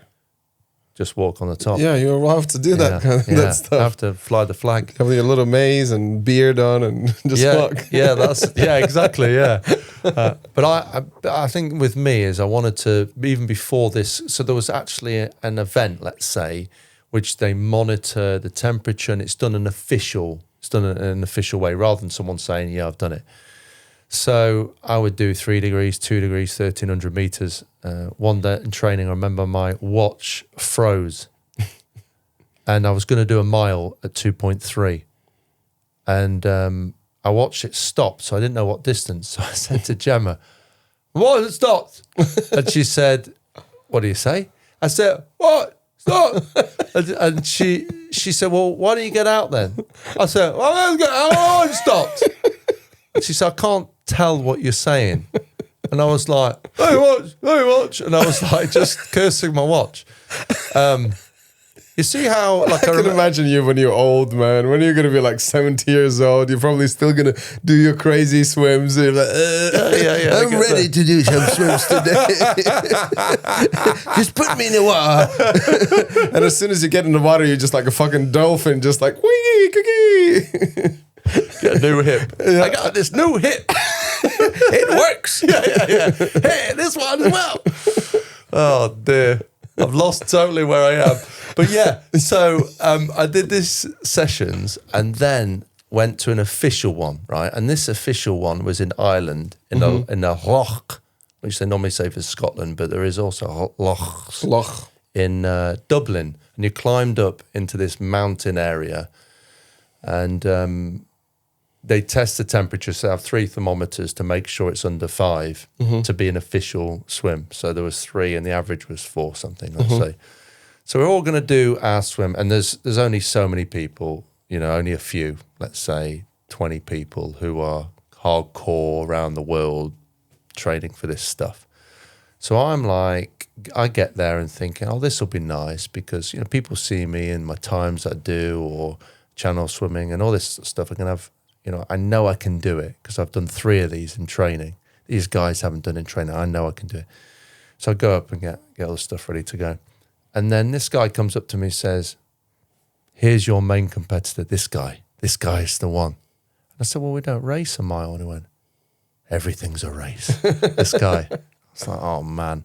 And then I said, "Well, who is this guy?" And he says, "He swims in the Ice World Championships." And I didn't do any of this kind of racing, shorter distance stuff. That wasn't what it was about.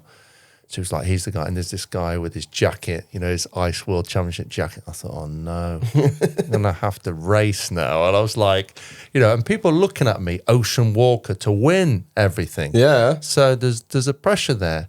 And, for me, I wasn't looking at necessarily the super speed of it. It was like to achieve it. So I wasn't kind of doing laps and, it was just kind of achieving. Get to the point. Get to the chase. Hey, easy.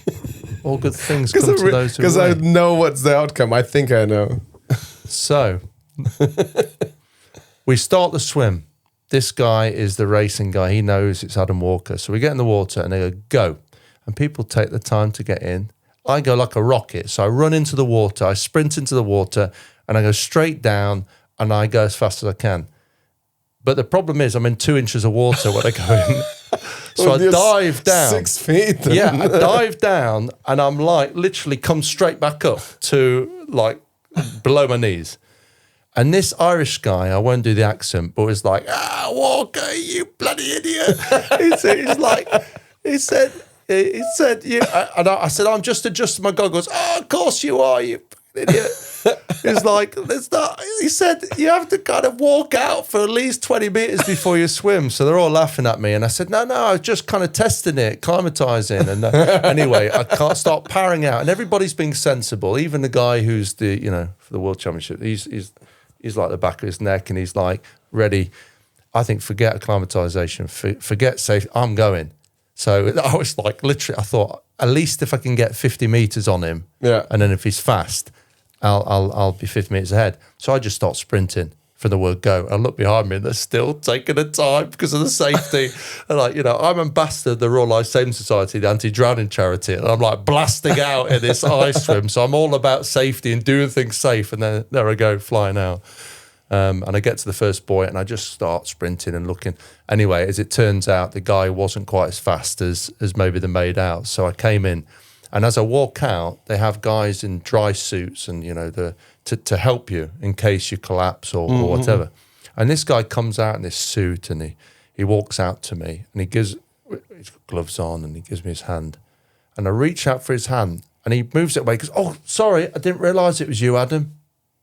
And walks past me like I don't need help because it's Ocean Walker. So it was like, I was like, are you serious? Yeah. He was thinking it was an insult to help me out the water. Oh.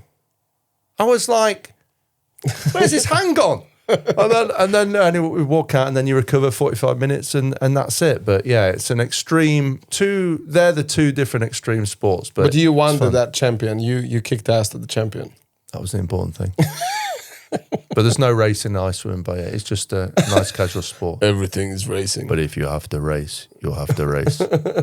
It's a pride thing. So, and how many of those you done then? 4. And it's all in Ireland? I did 3 in training, and I did this one event in Ireland, but I did 3 local to me. And I thought, I don't have to bang out 20 of these things. I've been in that temperature before. I kind of like the idea. I mean, I'm sure we'll get onto it, but my lake, I like the idea of doing one in my lake. Mm-hmm. Maybe some challenge. Just need to wait for the winter. Yeah. But it freezes over, and it'll look cool as well because it does ice over, and you can cut a hole in the ice. I could come over to do some ice skating. I do a lot of ice skating now. Last year it froze over, and the challenge was, can I walk across the lake and get to the island? And I got halfway there, and then it started to crack, and I started panicking. So we could do that. 4 inches of ice, Yeah, but it's not cold enough in the UK. I thought you were going to say to swim, not to ice skate, man. Well, I can definitely beat your ass in ice skating. I'm sure you can. I'm like Bambi on ice. That's what I'm hoping on. 6'6". I kind of run and then glide. Yeah, if you fall, then you fall. Then there's going to be... You'll be doing head spins and cartwheels across the ice, like... And then, so the most of the time you're spending is mainly doing coaching now and developing all your cool businesses and cool ideas and digging holes in your land and having a lake. When did you finish your lake? So 2021 we opened. I bought a disused goat farm December 17. We went planning 18. It took about 3 years to come to fruition because of all the red tape and all the things you have to do to build it. So yeah, it was a rundown goat farm. It was in a right mess. Geese poo everywhere. Couldn't get to my front door because there was so much geese. Geese poo in a goat farm. That makes sense. Well, they're geese as well. Very particular, aren't you? Just take that one specific thing. Of course. Yeah. Well, goats are very important. Goats poo and geese poo. So there was a mixture. All sorts of poo. Yeah, and the barn that was falling down, and then there was like a huge hedge across this field. But what happened was I walked through the house that we're looking to buy this place, and yeah, just saw the field and thought, wow, I could see the vision of it. So we built it. As I say, it took 3 years. got the vision of what I would class as the perfect lake. It's the first purpose-built open water swim lake and wellbeing centre in the country. Well done. Well done. What's that? That's the wrong one. The birds. Is that the birds coming from the woodland that overlooks? Yeah. Say again. What happened? What did you do? So it was. It's the first purpose-built open water swim lake and wellbeing centre in the country. Is this like a thinking noise? No, that's the noise when no one laughs and no one cares. You're very harsh, aren't you? It must be funny one. Oh, come on, man. No, congratulations. That's awesome. Well done. Well done. And then, and so what is the deal with this lake then now? Do you do like already some camps there? Do you already coach people there? When exactly did you open it? June 2021. So it was built. 2 years. Yes. Yeah, so it was built when we had all the lockdown stuff. Yeah. So we found crystals. So it became Crystal Lake. We found crystals underneath the lake. Oh wow! What kind of crystals? Like calcite, they're called. They're like an anti-stress crystal. So we do things like crystal healing. We do yoga. So we're the only place I think in the world that does crystal healing, which is a form of meditation with our own crystals. Trust me, I know a lot about crystal healing. Living in Bali, there's every crazy person do that crystal healing. Yeah. Well, we're that crazy people as well. Thanks. Listen, you were there a long time ago before even the crystals came. The crystals, it's just added things. Exactly. On top, yeah. Oh, Adam does crystals. Oh yeah. Of course he does. Of course he does. What's next? Flat Earth. Like what else are you into? Or random stuff. Why not? So I mean, we've the vision, in all honesty, was to create a wellbeing centre that helps people physically and mentally. Now, people know me from the swimming stuff, so the lake was kind of an obvious thing from the swimming. I've got a barn that overlooks the lake where I teach people an endless pool. It's a small pool with a jet. I have a camera system. Yeah. So I have that. And then we also have a cabin for various different well-being. So we have Reiki, we have yoga, stand-up paddleboard yoga, we have water sports, kayaking, stand-up paddleboard. Nice, kayaking. So we do all this kind of stuff, and it's trying to introduce people to the outdoors. Wakeboarding, you should get wakeboarding there as well. It's like a cable thing you around need the cable though. Yeah, commercialising it. I want nature, man. I want it natural. I don't or want you can just sit on one side and just pull it. rope. And then get rid of the rope after that. Yeah. So it backs onto an ancient woodland. People said it looks like Canada or Colorado. We limit the people that come here because we want it to be, kind of natural and not artificial. Yeah. So, so many people come and say, oh, why haven't you got cabins around the lake? People stay here. We're going to do none of that stuff. So where do people stay? The tents? On our place, nobody stays on our place. There's camping down the road and there's accommodation like a mile away all around. But I want to, I'm not driven by that side. Yeah. It's a bit of a legacy.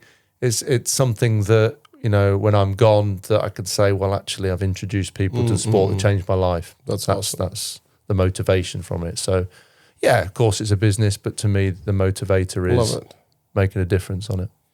I love it. And then coaching-wise, so when does the coaching became a thing? Was it? Did it become a thing after you finished the seven swims, or that was already you start coaching before that?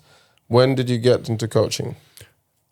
2013, I went to Tunisia with 9 top swimmers in the world, and they saw me swim. Well, actually, one guy who was the Olympic coach of the Malta swim team, and he said, I'd never seen anyone swim so effortless in 20 years. And that was after the swims you did? This was was it after Japan or before Japan? It was after Japan. So 2013. So I had 2 swims to go.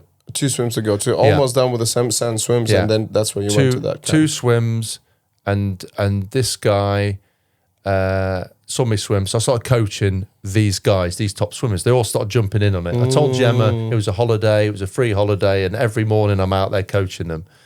And then from there, the Malta guy said, you should come to Malta. I did a swim camp in Malta. I did a couple of swim camps. And then I was still working for Indesit with the washing machines. And then I thought, why not go for it? I'm telling people to fulfill the dreams, but I'm not. So maybe I should just really go for it full on from it. I remember I got, and this is an important thing for people, I guess, is when you can take the easier road or the road that you think is right for you. Road less traveled. Yeah. And your road, yeah. Because I got offered the job, the same company, when I started all this for the English channel, and I worked with this guy who stayed on, and he became the big boss, and he said, come back and work for us, give you more money, relocate you can do it, easy. And I met with him, and I thought about it for about 30 seconds. I thought, this is a sign. Will I really go for what my goal is? Because Adam before that took an easier option. He worked for people, which is fine, but that was, safety aspect of Adam. And then I thought, no, I really believe in this swimming. I wasn't really on Facebook. I did 5 channel swims, not been on Facebook. No one tracked me. I wanted to do it for myself. It wasn't about, look what I'm doing. Yeah, or thinking about that could be a career. Yeah. You didn't think about that. No. So then the first time when you kind of thought, that could be kind of a thing, when the guys were like, your stroke is amazing, can you teach us? Yeah. So then it got the seed, and I thought, well, I'll do one group that turned into 2, that turned into 25 swim camps a year. Yeah. And then I just went for it. Obviously social media then helped. I put myself on social media. I think the turning point was in Japan, fifth channel swim. 5th channel swim. And somebody messaged me and said, can I track you? Can I track your swim? And I hadn't been tracked on any of the swims. And I said to Gemma, my partner, I don't think I'm comfortable with this because I've done everything under the radar. I'm not interested in that. Can you tell me what tracking means when someone says, I'm going to track you? So online, the boat's got a tracking system, GPS, right? And you can see how well the swimmer's doing if they've made it. So you can follow the line and see if they've made it in the swim. So they wanted to see Japan, which was the Tsugaru Channel. And it was really wavy in Japan. Massive waves. Massive waves. The strongest currents in the world. They build a tunnel system underground because it's too rough for the ferries. So you can imagine how hard it is to swim it. So really strong currents. So this person wanted to trap me. And I remember talking to Gemma saying, I don't think I'm happy with this. She said, well, do what you're comfortable with. And then I thought, if I'm confident in my own ability, it shouldn't matter if someone wants to trap me. So just do it. Because if you've got faith in yourself, I know it's probably the best thing I did, because then people started tracking me. I got a following. They wanted to then do the coaching, and I started coaching around the world then. Someone was literally following you. That's what following means. Following. Like tracking and following. Yeah. That's your first follower. That's my one follower. But, the weird thing is, when I gave up the Indesit job, the last one, which was full-time, after the Cook Strait, so that was...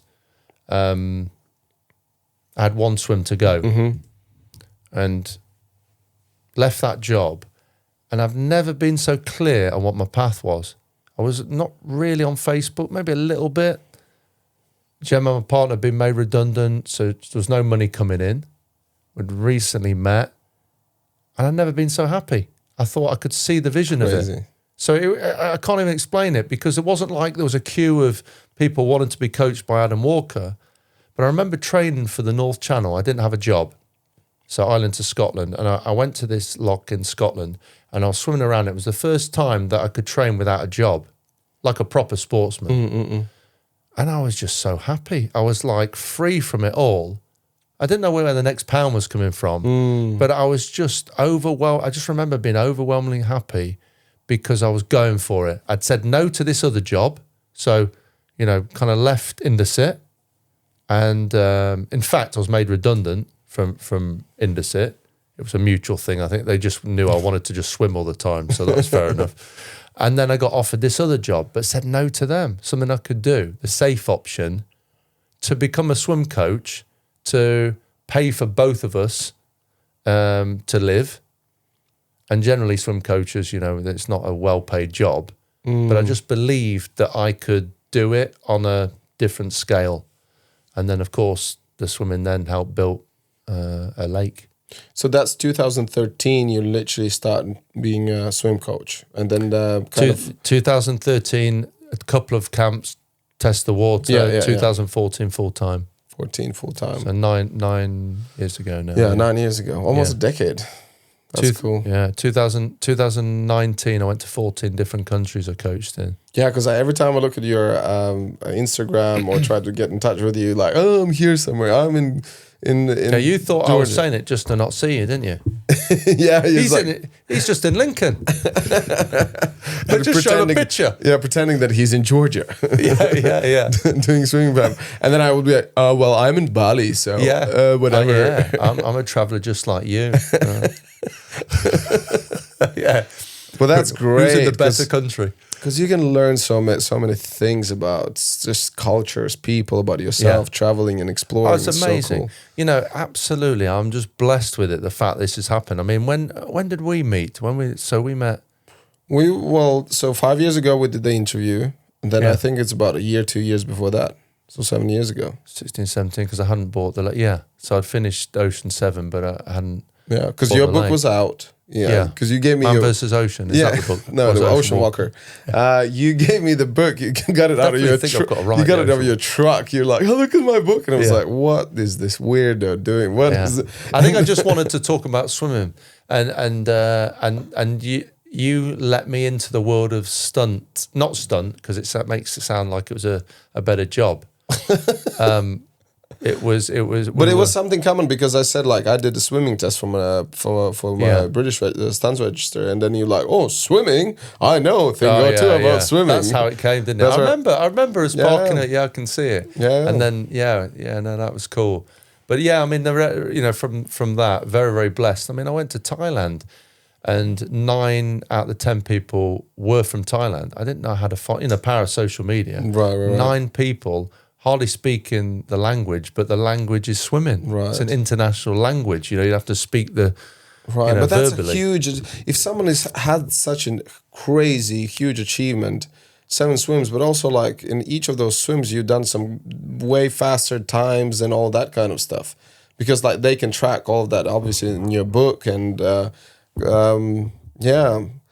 do you know many other swimming coaches like you? Or I think I've been fortunate to break through, and so not all Ocean 7, there's not that many of them, but in terms of making a career out of it, I would be probably the only one to this level. I remember swimming the Island to Scotland one, thinking, how do I now move this into a career, because I was so passionate about it. So my brain's always been moving on. It was moving on in the swims, then it was moving on to doing it as a job and a passion. And I think I could see that when I was doing the swims, that actually it's going to turn into something different. And that was obviously the coaching. But, when misfortune happened, which was the shoulder, I had the shoulder problem, obviously, we talked about before in the English Channel. And then creating a new swim technique, which was different, meant that it turned into this job. Because if I was a normal swimmer with a normal stroke, that wouldn't have happened. That's the interesting bit. It made your swim technique very different. And obviously the first time when you said you went to Tunisia, right? So when someone noticed, like, how come you can swim like this? It's just such a flawless technique.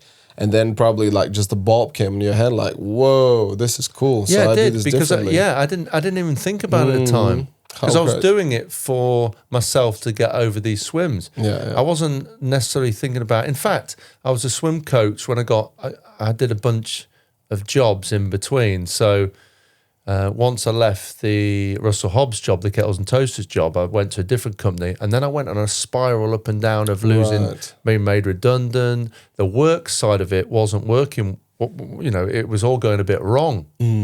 But the swimming was constant. I kept with the swim, and I manifested the swimming as a job. I wasn't paid for it, but I became the swimmer. I wanted to talk about being the swimmer. All the rest of it, the career, was kind of ups and downs, well, more downs really. So I made one decision to move from that Kettle and Toaster job, and then so I lost faith in that world, and I thought, the world is trying to tell me I don't belong. Yeah. Listen to the signs. And so that's why after that, then I pushed hard I thought, I'm supposed to do this. for the rest of my life. And so many things, interesting things have happened that I never, I look back now and it's just mental. I'm the same person, all these crazy things, we're talking about like it's almost a different person. That Adam that sold kettles and toasters, that, had, and again, there's nothing wrong with that, but there was nothing kind of special about it. It was a conventional world, looking for something unconventional, whatever that might be. And then I jumped in the water a whole bunch of times, swam these channels, and then it turned into something else. Yeah, and now you have your own special different technique, which is very original. Ocean walker technique, swimming side to side. And then you have lake and with all the goats and the crystals and stuff. Yeah. And this is the funny thing, like I ask that to myself as well sometimes. But if you would be, let's say you're 18 years old and someone would tell, Adam, this is what are you going to do in the future? What would you say? Oh, you're having a laugh. I mean, I said that the other day. To show you that you're doing this in a car. Oh, no. I mean... It's fun. If somebody had said, what we're in now, 15 years ago, you'll do this one swim, it'll turn into 7, you'll do this thing called ice swimming, you'll be a swim coach, and then you'll be fine, you'll do all this coaching, and you'll be secure, and then you'll risk it all to dig a hole in the ground, to build a lake, find and a wellbeing centre, and to play around with crystals. I would say, so you've been drinking. What have you been smoking, bro? Yeah, what have you been smoking? But that's the thing, it's proof what can. And now I'm still every day like an excited kid. What can we create? What can we do? Right. I just want to fill life with lots of different things, take things on. This is why, we joked about it before we went on air about, how did I get to be an agent who was just a friend who kind of was trying to be an agent, I suppose, knew someone and said, we have this acting job. And then I ended up alongside you doing this random job that I didn't know what was going on.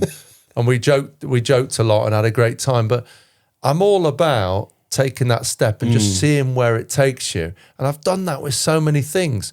And it's amazing what doors open just by doing some random thing. I've done lots of things which don't make sense and have gone nowhere. Yeah. But as you do enough of these kind of step out your comfort zone. 100%. Yes Man movie comes in mind very quick. Yeah, say yes. Yeah, just try to say yes. Yeah. And then this guy says yes to everything and it's like, what the fuck? But then realize still at the end, it brought him to something beautiful. So you just keep saying and you just keep going for these things. And also what I've understood is, what could be a weakness before can also turn into a strength by getting out your comfort zone and pushing. I mean, we'll probably get into that, but the speaking side of it, as a kid, I was paralyzed by fear of doing public speaking at university. And now we can't even shut you up. Now you can't shut me up or you. I just added you as well. Okay, let's have a break. We just smashed 1 hour. No one wants to hear that. We are young as much as we want to be young. Okay, here we're back with the little adjustments. Benjamin Button. Yeah, just make sure you speak in the microphone, Benjamin Button. Where do you want it? Huh? Just the fist. It's so precise. Yeah. No flexibility with you, is there? Fist or no fist? There, good. And just turn like this a little bit. There you go. Yeah. So are you serious for the? Are you ready for? Are you ready for the serious conversation? Yeah. Okay. Let's have it. What's going on there? So, as a public speaker, Yes. you said as a kid you were not very didn't feel very comfy speaking in front of people, but now you're much better. Yes. Okay. Yeah, this is too tough for you. For a thing, you're like, yes. No, it's not tough. It's not tough. It's really not tough. I just thought it'd be funny just to listen to you. Okay. Carry on. Before we start talking about public speaking, do you have a funny story about you as a coach? Like any... A funny story about me as a coach? No. Because nothing is funny about me. I can't even take you seriously like this. It's too much. We can add this at the end. Anyways, public speaking and you doing public speaking. I've seen there's quite a lot of videos out there. You talking to people. And so how is that going? And would you like to do that more? And how to even get that more? Like how to, whether get in touch, I don't know, like FedEx, not FedEx, sorry, TEDx, FedEx. FedEx. Just speak to the postman. Excuse me. Postman, can you get me some speaker gigs? Oh, yes, no problem. Because like the reason why I kind of want to touch this subject is because just like when we talked about the movie, about how important is to try to kind of inspire people and try to deliver this message about, you know, which is such a thing like everyone kind of heard about it. You know, you can do whatever you want to do as long as you put your mind to it, as long as you put the work in it. But for some reason, people don't understand that. For some reason, people are like, no, but it's too hard. No, but it's I'd rather be miserable for next how many years, you know, but not gonna do that. You use that amazing expression, a little bit of uncomfort. How did you say it? Become comfortable being with discomfort, maybe. But there was another one. You said something. Little bit of comfort can take you to some kind of. I remember you said that a couple of times. I mean, ultimately, stepping out your comfort zone to seeing how capable you are is a good thing. That's how you grow. Yeah. So, yeah, for me with the public speaking, this was something that was a great fear, as certainly at university. I just used to dread it. I'd be awake all night, you know, for days. The thought of it. And it's funny how then something that could be a weakness can turn into a strength. So for me, years later,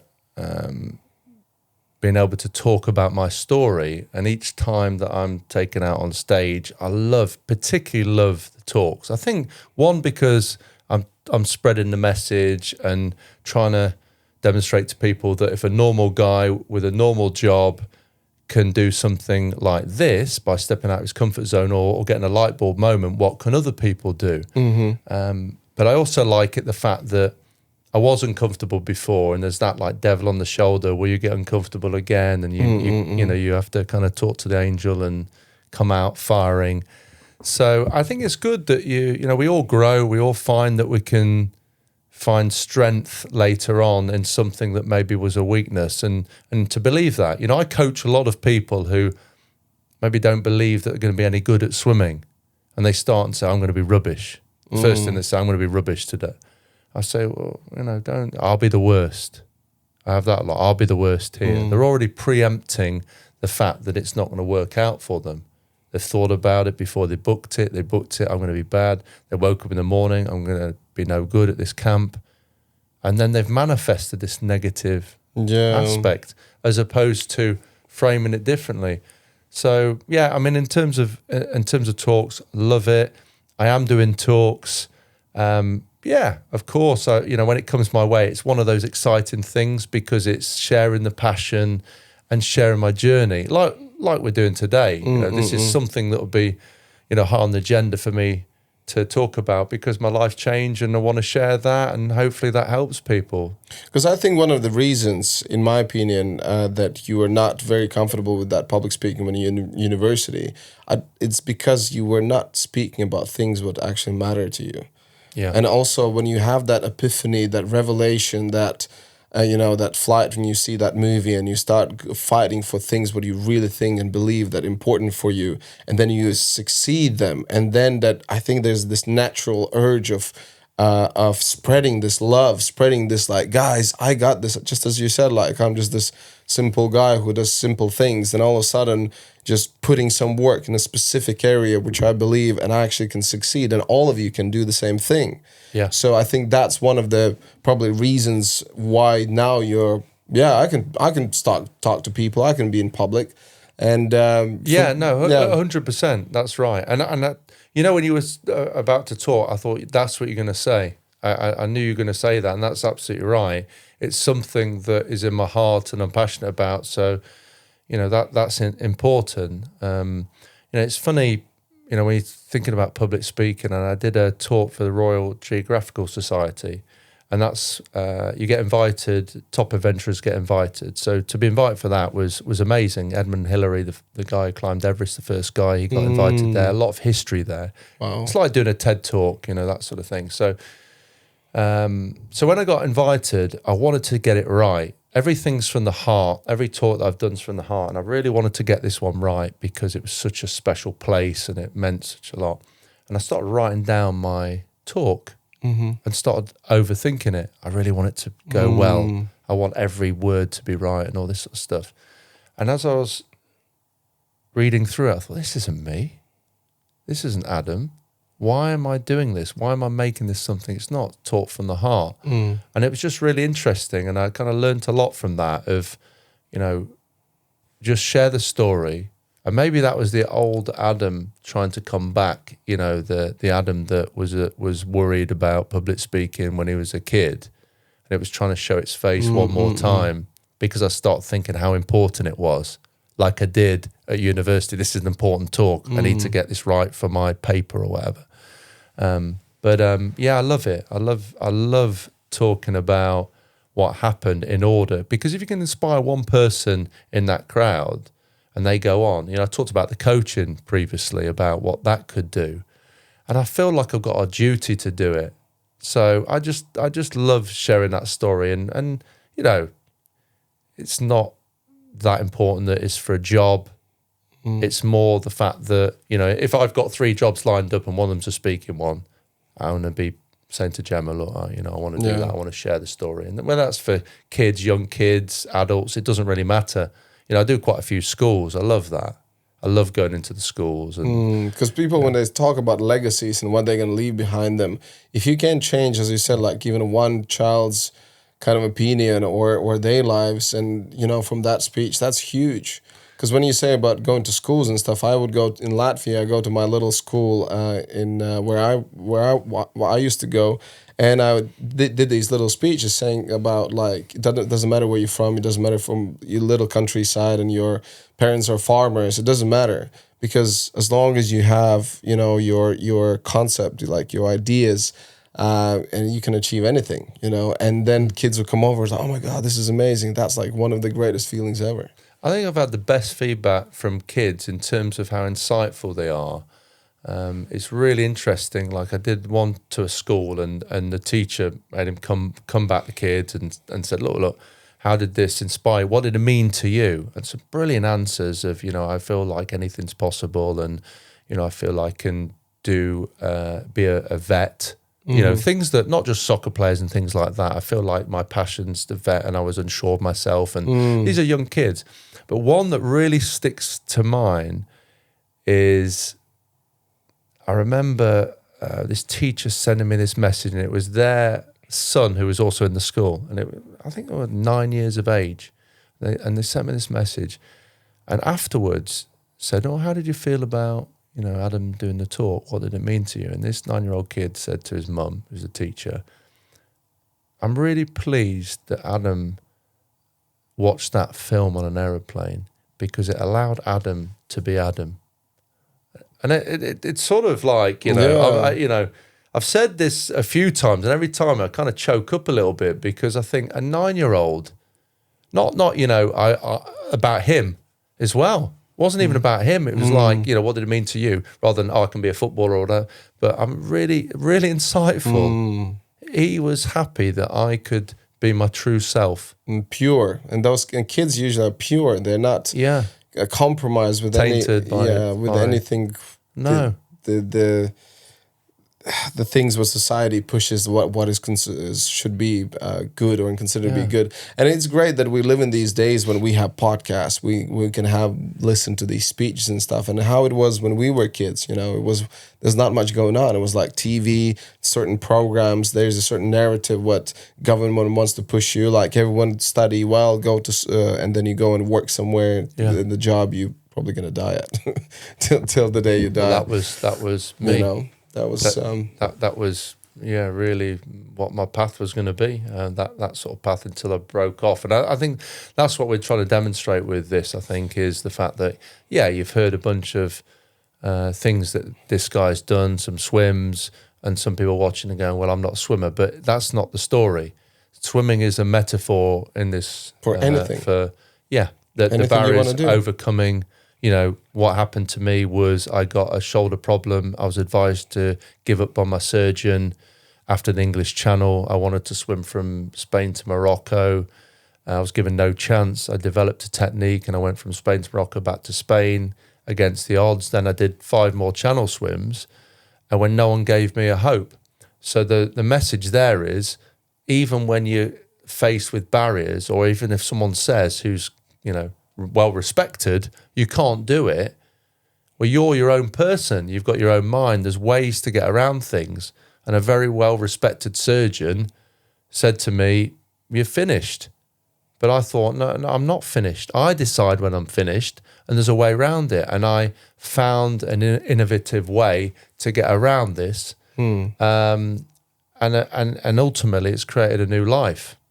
That's by great. Not giving up on what one guy said. So when people are listening and go, somebody said that I couldn't do this, or maybe your parents brought you up and you're thinking, that they said that wasn't good enough, or you lost confidence because of various reasons, a relationship or whatever it might be, you can take ownership of that and create your own destiny. And you just have to find it within you. And it starts with taking that step over the line. In my case, dipping my toe in the water. And I swam for 40 minutes in a pool, and I coughed my guts up and I rolled on the side. And I was thinking, this is a bit of a joke. How am I going to be fit enough to do this? But I went the next day. Then I swam 5 hours in the pool after 5 months. Then I booked the Channel, having never swum outside. Then I got hypothermia. People said it's a joke. How are you going to do this? So I went again and did it properly and learned more stuff about it, read on it and researched it, and what do I need to do? Then I got better at it and better again. And then I swam the Channel. Then I did 6 more. There is ways around things, even when people close the door on you. It's weird now. It's like, if I get rejected on things, like if I don't get jobs, speaking jobs or whatever they might be, I always kind of see it as a sign of, right, that's 1 down, that's 1 no, that's another no, yes, there's another no, you're testing me, that's 3, whatever. Because eventually it's come in with a yes. It's just a matter of time. Not that, oh no, and I expected a yes straight away. I knew they were going to say that. It's funny, when we built the lake, so many problems that we had building the lake. Construction people, people trying to do me over, all sorts of problems. Like just costing loads of money, issues, neighbours don't want you to build it, fighting with various people to make it happen. And every time I thought, I'm going to literally just go on and on and on. So, you can keep throwing me these signs, but this is supposed to happen. And in the end, I went to the council. This was the final bit. The planner decided that it should go to a meeting. And I spent all this money, right? On planning and archaeology and anything with ology on the end.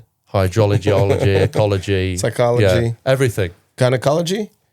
No, that wasn't there. That was probably the only one. But all these knockbacks, lots of money, all this stuff. And I got to this meeting, and 14 people are going to vote on your dream.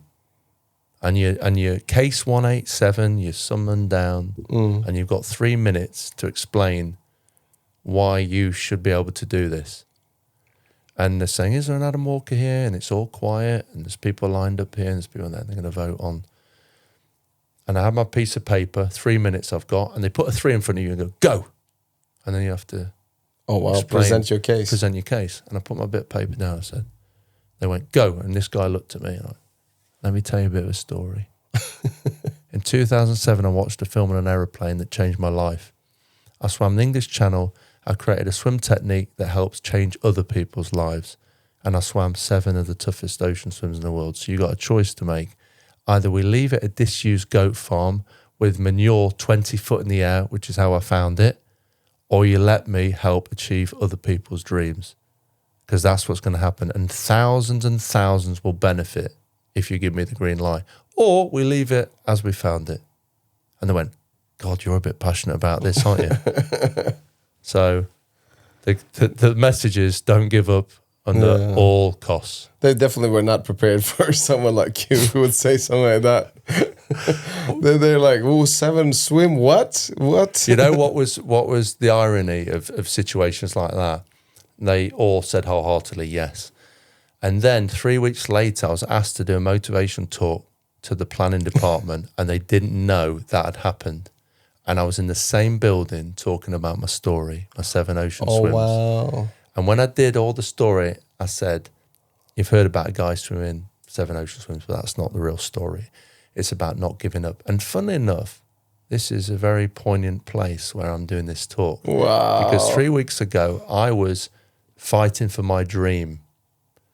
And there was a number of people in this room, some might have been here today, that actually were listening to me of whether they should give me my dream. And I showed the passion. I was not giving up. And you too, you should not give up on your dream like I am with mine, because good things happen if you push and you don't give up. They clapped as well as feeling embarrassed. Bonus. Yeah. 2 in like 1. do it. Wow, I'm inspired. But that was me who was in front of him trying to stop the dream. Yeah, it's crazy when someone has that power to stop someone's dreams. You know, like just, oh no, I don't feel like allowing this person to pursue this. And the thing is, again, I just feel like if you can show your heart in it, if you can show your heart, sorry, is that too close? Just turn Yeah. to yourself. He can talk, but he can't speak in a microphone. Yeah, never give up. That's the message. Just like the band says, never give up on your dreams. Exactly. Oh, nice. There you go. Gives you special powers. Yeah, but the whole speaking thing is it was quite. You did a lot of speeches when you just did the 7 oceans, right? So that was the most because you got like some exposure, and then you got on some talk shows and stuff like that. Did you? Yeah, I mean, I was on Sky and ITV and BBC and those sort of things, and I mean, I'm it's still happening now. It's not kind of that slowed down. I've just directed into other areas. I mean, at my lake, I'm doing talks all the time, inspiring people. I do introduction to open water swimming, where I do talks around it to inspire the newcomer. You speak to crystals. I speak to crystals, yeah. Superman. No, because I'm just thinking that it would be great if you could do more speeches about actually about being a coach. That kind of stuff would be cool. Yeah, yeah. I mean, the favourite part is just the whole sort of story of it, of how it went, and then now, of course, the extension to that is building, this lake against the odds, that the barriers that happen with that. So it was an extension of the dream. It became a new dream. But yeah, I mean, I've done plenty of talks. I did a global summit with Boris Becker and Karani James, the 400-metre Olympic champion at the time, and Sol Campbell, the ex-footballer. I've done a global, so that was a global. There was a global summit and there was a global climate change conference. So I've done some big conference, 1,400 people, and the thing for me, I think, is directing the time in the right places. What's right for getting to the masses, and it's not always about it'd be nice to do talks for money or any of that stuff. It's what's right for the people. I think you should start doing your podcast. That's what you should start doing. Yeah, I thought about that. It is, unfortunately, the biggest problem with podcasts is time consuming. Yeah, that is a huge. Like, I think in your case, like in my case, because I'm doing all my editing, that takes the most of the time. The actual podcast, that's the most fun, and that's incredible. That's why I keep doing it. But I think maybe in your case, you could get a team, people who could do all the editing for you, and you just could have these conversations with swimmers, people who want to get into swimming and that kind of stuff. That would be pretty cool. It would be cool. I've definitely thought about it. It's just been time, and that's definitely not a cop-out because I'm just limited on the time. I mean, I do for example, we haven't spoken about, but I have an online coaching system, and every month I add videos to it, and people subscribe around the world. So for people who can't come to the UK or come to one of my swim camps, they can download this system. I have 3.5 hours of footage. Oh, sick. Which is, it doesn't cost them a lot of money. It's like £12 a month. And they can learn the system online. So I have people from, I think, 130 countries subscribing to that. And then I obviously have my swim camps in the UK and abroad. I have my one-to-one lessons in my pool. I have my merchandise, Ocean Walker. I have my own swimwear, goggle, T-shirts, all that kind of stuff. And then obviously there's a lake is a business in itself with what goes on there, which is where I live. So there's so much going on, which is exciting. But I definitely wouldn't say no to it. But it's at the moment it's kind of where I can spend the time, I've got a 2-year-old who's keeping me busy. Talking about 2-year-old, how does it feel to be a dad? Amazing.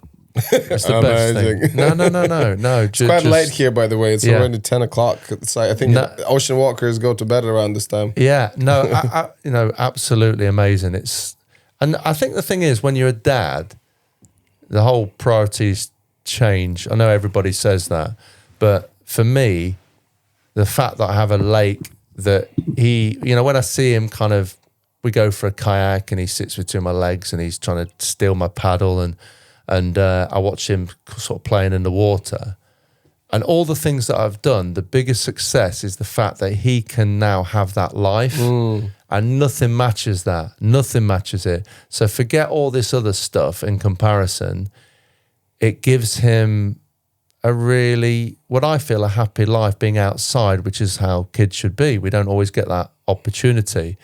And I said that to Gemma the other day. I said, our biggest success is not necessarily all this stuff. It's the fact that he can benefit from this stuff, not us, because our priorities have changed. It's about him and him having a great life. He's the number one. And when you don't have kids, you sort of see it, you're kind of climbing the ladder, you're pushing yourself on, and I'm still doing that. Yeah. But to see his face doing those things around the lake and, and I'm sure, and I take him in the pool and, he's shouting, kick, like I do. He comes in, I'm coaching my one-to-one lessons in my pool and Gemma brings him in and they're trying to learn the technique. And you've got a 1-year-old leaning over the side going, kick, to try to teach. So I think he'll be alongside me with these camps, which will be great. That's so cool. See, I went a bit soft there, didn't I? I think you've been soft the whole time, so it's all right. That's totally in every subject. That's all right. No, but I like the concept of what are the things what we're fighting for in a certain period, certain terms or periods in our lives. Like in the beginning and before you have kids, it's so many people like, oh yeah, money, like success. And I think for me it was always about I want to do what I want to do. And that is hard for someone who wants to do different things. It's hard for, I don't want to be in office. I don't want to do this, be a CEO or manager or whatever of selling stuff. And for me it was like, I said to myself, I'd rather try or die trying. It doesn't matter. But like I'm in a place now where I feel like I would like to have family as well. And it's a pretty crazy feeling because like a couple of years ago I see little kids, I'm like, ew. Now I see kids, oh. Yeah. It's called growing up. Now it's who wants to grow up? No, turning soft. Like No, I mean, from the moment that I met you, you were very clear about I want to do a whole bunch of stuff, different things, enjoy life, and I admire that. That was your. It's interesting because I get the feeling throughout that's been you. For a long period. For a big period of my life, it was about success meant climbing the ladder, getting a better job. Money came with that, and I got confused by it. And my dad said something to me which was really poignant. He said, I thought about you the other day and how right you've got it because you're doing something that you love. And I thought, it was all about getting up the ladder because he kind of groomed us that way but it was to protect us. To and get also a good that job. was something what he used to think is the thing. Yeah, that represented, that was the right thing to do because you want security. It was about security. My dad was all about, looking after his family. Yeah. We had good education, and that was it. He was putting everything into his family, so he wanted the best for us. But it was a really interesting moment that when he said, you're doing something you really love, and that's the most important thing. And it was a special moment that to sort of say, because I said to him, I'm so happy, and that currency is a lot more powerful than the currency that is I like when you talk about the currency, because in the same time, like sometimes I would say, how much you would pay to do splits, how much you would be paying for a good body, good athletical capabilities, how much you would pay to learn how to surf, how much you would pay to learn how to do skydiving, because like. Sometimes people don't realize like how we have these things and we can go and take them and it doesn't cost us anything, maybe just whatever, little things. Effort. Yeah, the effort. But like, as I said, like the only thing I can take to my coffin when I kick the bucket is the experience. And, and having kids is part of that experience. How is that feeling when now you have the son who is like communicates with you, and like just to think about the future when you're gonna teach him how to start swimming or doing the whatever other things, play football, and then daddy, look, I learned it. Well, you followed, you're a little bit younger than me, and you've followed the same path really, because you're at the stage where I was, and then you're thinking the same way. So it's really interesting. It's really interesting that you get to a certain age and then you think, what's the next phase of it? And like when we met, obviously I didn't have a baby and I'm still the crazy guy that I was then, and everything is similar from that regard. You just have this other thing in your life, which is huge, which kind of, the excitement and it's, it's hard to describe. You're still the same person. You want to do the cool things. You still want to be a risk taker. You want to, you're not no different. But that's just the next phase of your life, like you say. I think the important thing is for people is to be true to yourself. I've really understood about myself is I just want to be true to myself. I want to be natural. I don't want to kind of, I don't know whether we can say this on the podcast, but bullshit.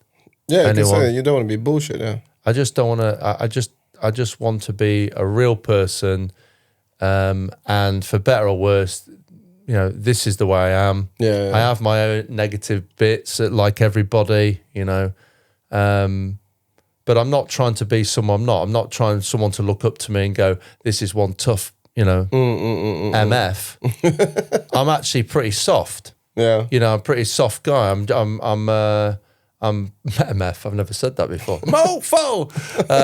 So that's it. For better or worse, you are what you are, and and the thing that you've had the same as me is you just want to embrace life. You want to be true to yourself with it, and that's it. As simple as that. And if all those other things come, and you have a bit of money that you can make, everyone wants to be secure, of course, but actually, it's the relationships that you spend with people. I agree. And what you represent, and that's life. 100%, 100%. Bullshitter or honest. Just be honest. Like, I could not stand anymore to say like waking up in the morning, going to that office and just pretend that I'm fitting in, pretend that everything's fine. It's like how I was so surprised how I would see my friends around, and maybe honestly that's how they see their lives. I can't go and say no, but for me, it didn't make any sense. I was like, it doesn't make any sense. How can you, So the last few days, I've had some guys looking to do the script on the film of the book, and it was interesting going back to my places of work and meeting the people that I was with at that time and reliving conversations. And some of those conversations... How was that? Weird. Really weird, but I loved it. It was nostalgic. But my God, when I left that door, I was like, wow. I even took a photo of me leaving the door. you know, people would come in who I work with and say, well, you know, what's Adam like as a person? Exceptionally competitive, wanted to win. They'd all say that, but didn't want to let anyone down. Wanted to be true to himself. You know, they all were coming out with that. Like with a buyer, if there wasn't enough stock and people were fighting internally for the product and we didn't have enough product because it was coming from China, it would really bother Adam, the fact of letting somebody down. Whereas other people could get over it. Well, that's the way it is. But it bothered me because I gave him my word. And that bothers me if I give my word. Interesting. What you know, because you wouldn't normally go back to that. And that was all about understanding Adam for potentially, for the film. But all the same things, very competitive, you know, wanted loyal to the buyer. If he gave his word, he had to see it through. It would frustrate him. Same thing with all the swims. You gave the word. You said, like, I'm going to do this. Yeah. And stick by it. Yeah. You don't give up. It's funny that your brother kind of correlates with that as well. When your brother said, like, well, I don't know how he's going to do it. I'm pretty sure he's going to do it because he usually sticks to his word. Yeah, you know? Stick to my word, and has a problem with not following through on something. You know, doesn't know how to give up, which couldn't be a good thing, could be a bad thing. You know, on it, you have to sometimes if things aren't working out, but I still try and find a way until there is no way. Like we were saying, like relationships. Yeah. Well. My favorite analogy to this is, you know, when the frog jumps in the milk, so it can give up and just drown, or it could continue moving so it churns into butter and jumps out. Great one. Yeah, right? It's a great one. Yeah. So this is the idea about don't give up, work hard. But there's another analogy which I don't think is really kind of written somewhere, but I thought about it. You know, when you have a glass window and you have these insects like flies or bees, they just hit against it. And they just continue hitting and hitting and hitting and hitting, and they can't get through. So like a frog, they can't somehow make a little hole and get out. The only other option there is just to try to go somewhere else and find a hole and go through that hole, and then they're going to get out of this situation. So this is an analogy about, like, sometimes you can't just work really hard and smack your head against the wall. You need to stop, think about, let's change approach. Maybe I will try here, maybe I will try to here and there. Think outside the box. Think outside the box and just change your strategy. You know, and that's what happened with my swim technique. The stubbornness of Adam was to blast through like he's always done. I remember saying to myself after English Channel, maybe if I want to do this Spain to Morocco swim, maybe I've got one left in me before I haven't got a shoulder left. And I'll blast it. But I'll accept that because I'm used to being injured from knee problems and back problems and all that sort of stuff. I'll accept it. And when I said that to myself, for once in my life, I heard myself say that. And what are you talking about? Be stubborn for the right reasons. Right. Don't be stubborn to be all this macho bullshit because you can break your body. Why not think in an intelligent way of how to get around it? Think outside the box with it. And in my work, when we were talking about work, I was thinking there's another way. It's like one time we ran out of vehicles to deliver a load of product to a customer, to Sainsbury's supermarket. And we didn't have any vehicles. So I went and searched vehicles to try and find, no one was, it was like, if you haven't got vehicles, you haven't got a vehicle, you got to tell them. We just can't deliver that. And I remember, I don't think, it sounds really old, but I remember going through, I don't know how much Google was around, but we're looking through the yellow pages to find vehicles with this other guy. Everybody had gone on their Christmas dinner, even the director. And I was with this one guy, because I persuaded him to stay in the office, to help me find vehicles. And in the end, what happened was we found a couple of vehicles from the yellow pages, but we're still 5 short. And then phoned the customer and said, look, I've got you 2 off my own bat. I'm the only one in the office here, but I'll do everything to get you these 5 vehicles. And because of the effort, I think that they said, I'll tell you what, look, I'll make the calls for you're in the office doing that. I'm going to help you and I'm going to bring our own vehicles. And they brought out their own vehicles and they charged us less than what our vehicles were. So I actually saved money as well. So the fact of effort got demonstrated. They weren't shitty with me. And honesty as well. And honesty of what I'm doing. And they were like, actually, I'm not going to have a go at you. You've told me that you haven't got a vehicle. It's crazy that you haven't, but you've been honest. and I'm going to bring you our vehicles, which we don't normally do. I'm going to find a way to get vehicles. So that's the integrity and the work ethic, and just trying everything you can demonstrates to people, and actually you get good return, rather than sometimes think I won't tell them that, or I'll find a way, a more sly way of. No, honestly, it goes far away. It goes really far away. Oh my God! We've gone deep, man. We've gone deep. We got super deep. Okay, the last thing what I usually do at the end of the podcast, we're talking about movies, people, and books. So you said straight away you don't read any books. You just write your own book, The Ocean Walker. Yeah. That's going to be the next title of the book. Man vs. Ocean. Yeah, Man vs. Ocean. People are going to start looking for the Ocean Walker book, you know. Actually, if they put Ocean Walker, they'll find the coaching, so it's not all bad. Not too bad. So let's talk straight about movies, and probably the first one we already mentioned, and it's an incredible film. Literally, I'm gonna watch it a couple more times, and it's beautiful. And I don't know what else we can add to it. What other I really loved when she tried to ride the bus. And it was also embedded the idea of never give up. And she said, like, I'm not gonna give up. I'm not gonna give up. He won't give up, and I'm not gonna give up. And I think the most special part of that film was, remember, there's the boy with the disability. This is the most special.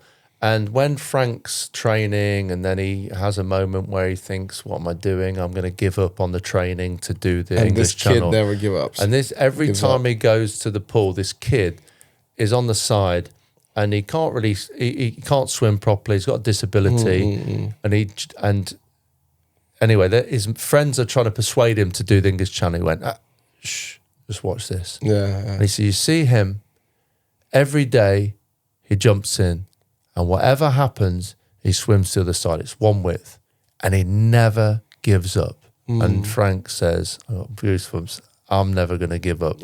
And this guy couldn't swim properly, could he? He was flapping his arms. Because at the beginning he thought he was drowning, so he was trying to save him. Yeah, he was trying to save him because he thought he was drowning. Because he said, you call that swimming? Yeah. Didn't he?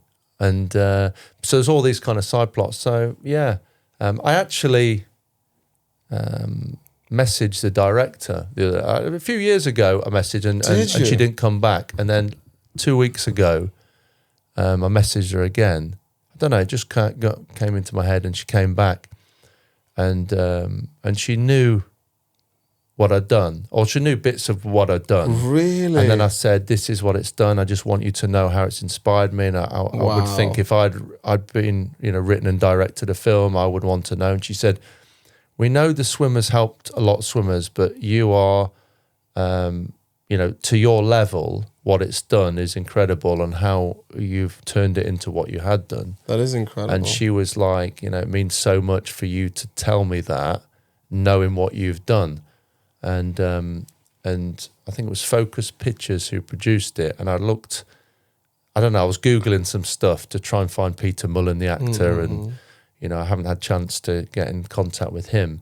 But Focus Pictures, they were putting it on the other month. And when they advertised it, I'd never seen this article.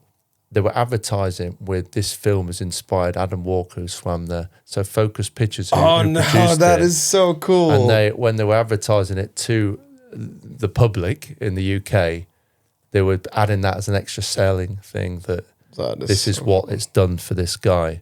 So that, nothing in terms of the films. There's been many films that I've loved, films like Heat and, all that kind of, stuff, some powerful films. I tend to go for sport films. I really liked Any Given Sunday, just the quotes in it, Al Pacino, when he was in the changing rooms and, they're down so many, and he says this game's... That speech is very, very famous. Yeah. But I listened to a lot of motivational quotes before I did my swims. That's how I kind of got myself in the zone. So a lot of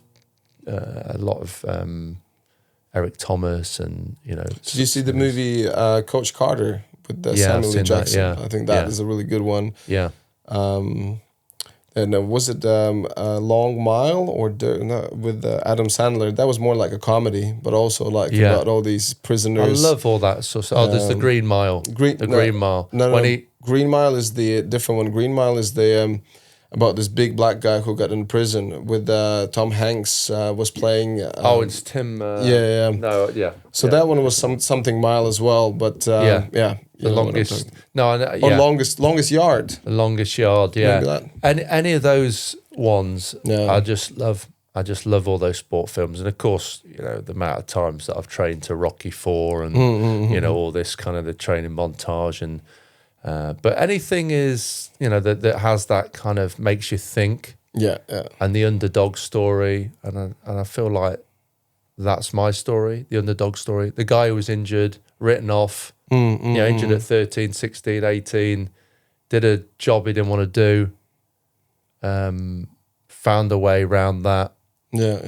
Got held back from sport, from their injuries, and then found a solution to it. So, it's the story about never giving up, I guess. But I think people relate to it because it's the story of the normal guy. It's not an Olympian. It's not someone who's groomed to be an Olympian. In fact, I was 28.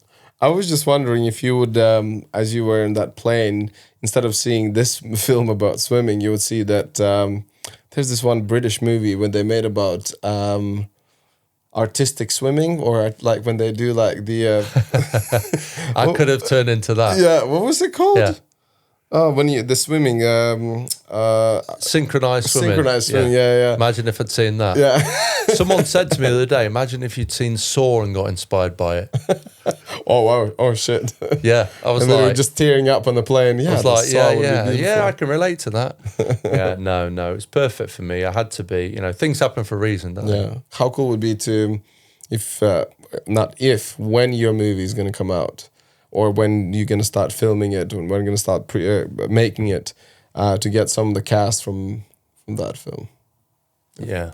What, Saw? yeah, that would be cool. Yeah, I think that'll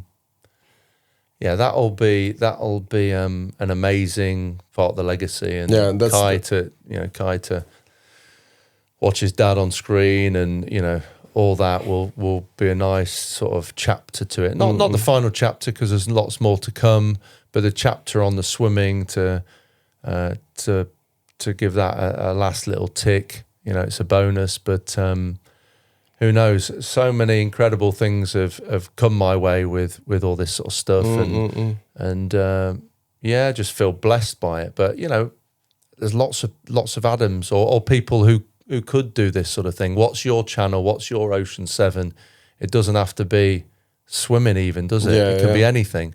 You just got to find your Ocean 7, whatever that is. And I told you this already before, but I can repeat myself. One of my toughest things to become a stunt performer was swimming. The swimming test. As I start swimming, there's no way I can pass it. As someone who is positive about usually things, whatever, but this time was like, I need to be realistic because I'm so far away from the times I need to get done. And you can ask to anyone who is on British Stunt Register, and if they've done swimming tests, that it's one of the toughest things they ever done. And someone who never had like a swimmer's background, and I'm very muscly and short, it doesn't help. Yeah, I mean, but you've turned your hand to so many things because you've had to have the discipline, because you want to make it, and you want to make it in something that you're passionate about. And there's, I've seen your reel. There's just so many different things you can do. So, swimming's pretty easy compared to sword fighting and doing flips. But that's the thing. Like, I would say flips is easier for me than swimming. It comes natural. Exactly. If I do a flip, there may be a problem. I believe I can do it, by the way, but you might have to take me to hospital after. We just do a backflip in a hospital. How about that? Yeah, but the doctor will write me off, so I can't swim again, and we'll start again. Yeah. Okay, so that's about films. People. Yeah. Which are, would you say, like the most inspiring people in your life, or who kind of changed your projective or your directions? And obviously the movie, that's the people who are involved there. But people in your life? My dad. There's no one else I can think of who comes as powerful as him in terms of, in my head. I remember training for the English Channel, and he wouldn't be there, he would be at home, but I could hear him cheering me on and saying, don't give up, don't give up. As a kid, he used to just say, give it everything you've got. Every sport event, he'd be on the side, everything you've got, and don't give up. And those two simple lines, everything you got and don't give up, look, you know, and I've just been always inspired. I think he's a big reason that I've pushed myself on. Not the only reason, you know, I've done these things for myself but he's always been on my ear and on my shoulder, kind of cheering me on, even when he's not actually been there in the sport, and he will continue to do that. You know, I've kind of, I suppose, in a sense, morphed into a bit of him, and I can hear him say, just keep going, you know, keep pushing, keep moving forward.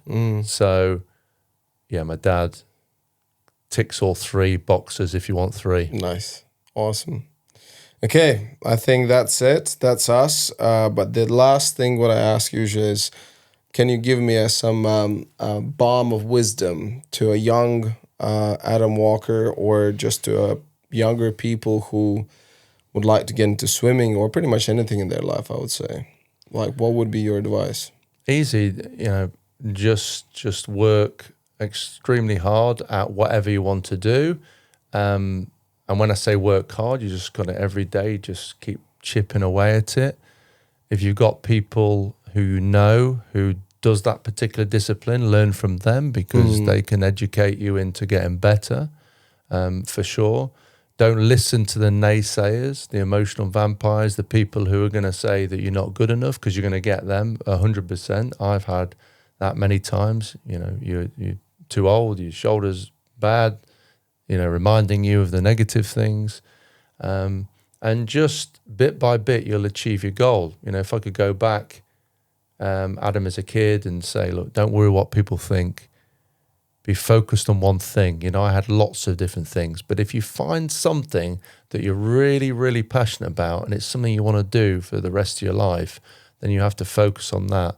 I think that was kind of my mistake in a sense early on, was I tried to do too many things. Of course, you've got to do things to find the one you want. But when you know that's in your heart, listen to that sign. And if you might even have parents or loved ones trying to put you off it. But if that is in your heart and in your soul, then you've got to follow your dreams. And, you know, don't let anyone put you off that. Teachers, family, even loved ones.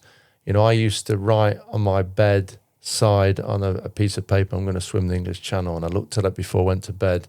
And I woke up the next day and I looked at it again. And it became part of me. It just consumed me in a good way. It was part of my DNA. I felt like a superhero on this journey. Didn't know whether I could do it, of course, but it was the promise of being able to do it. And that journey that did so much for my life and turned me into the person that I am. So where you are now on this start is not where you're going to finish. You're just going to get better and better and better. But you've got to watch out for all these people around you and just stay driven and just keep going for that goal. Nice one, Adam. Amazing. I'm so happy that we finally did this, and it was even better than I thought it was going to be. Thank you so much. Thank you so much. I love you too, brother. And now, before we go to bed, we have these dance moves. Shoulders. And sparkly.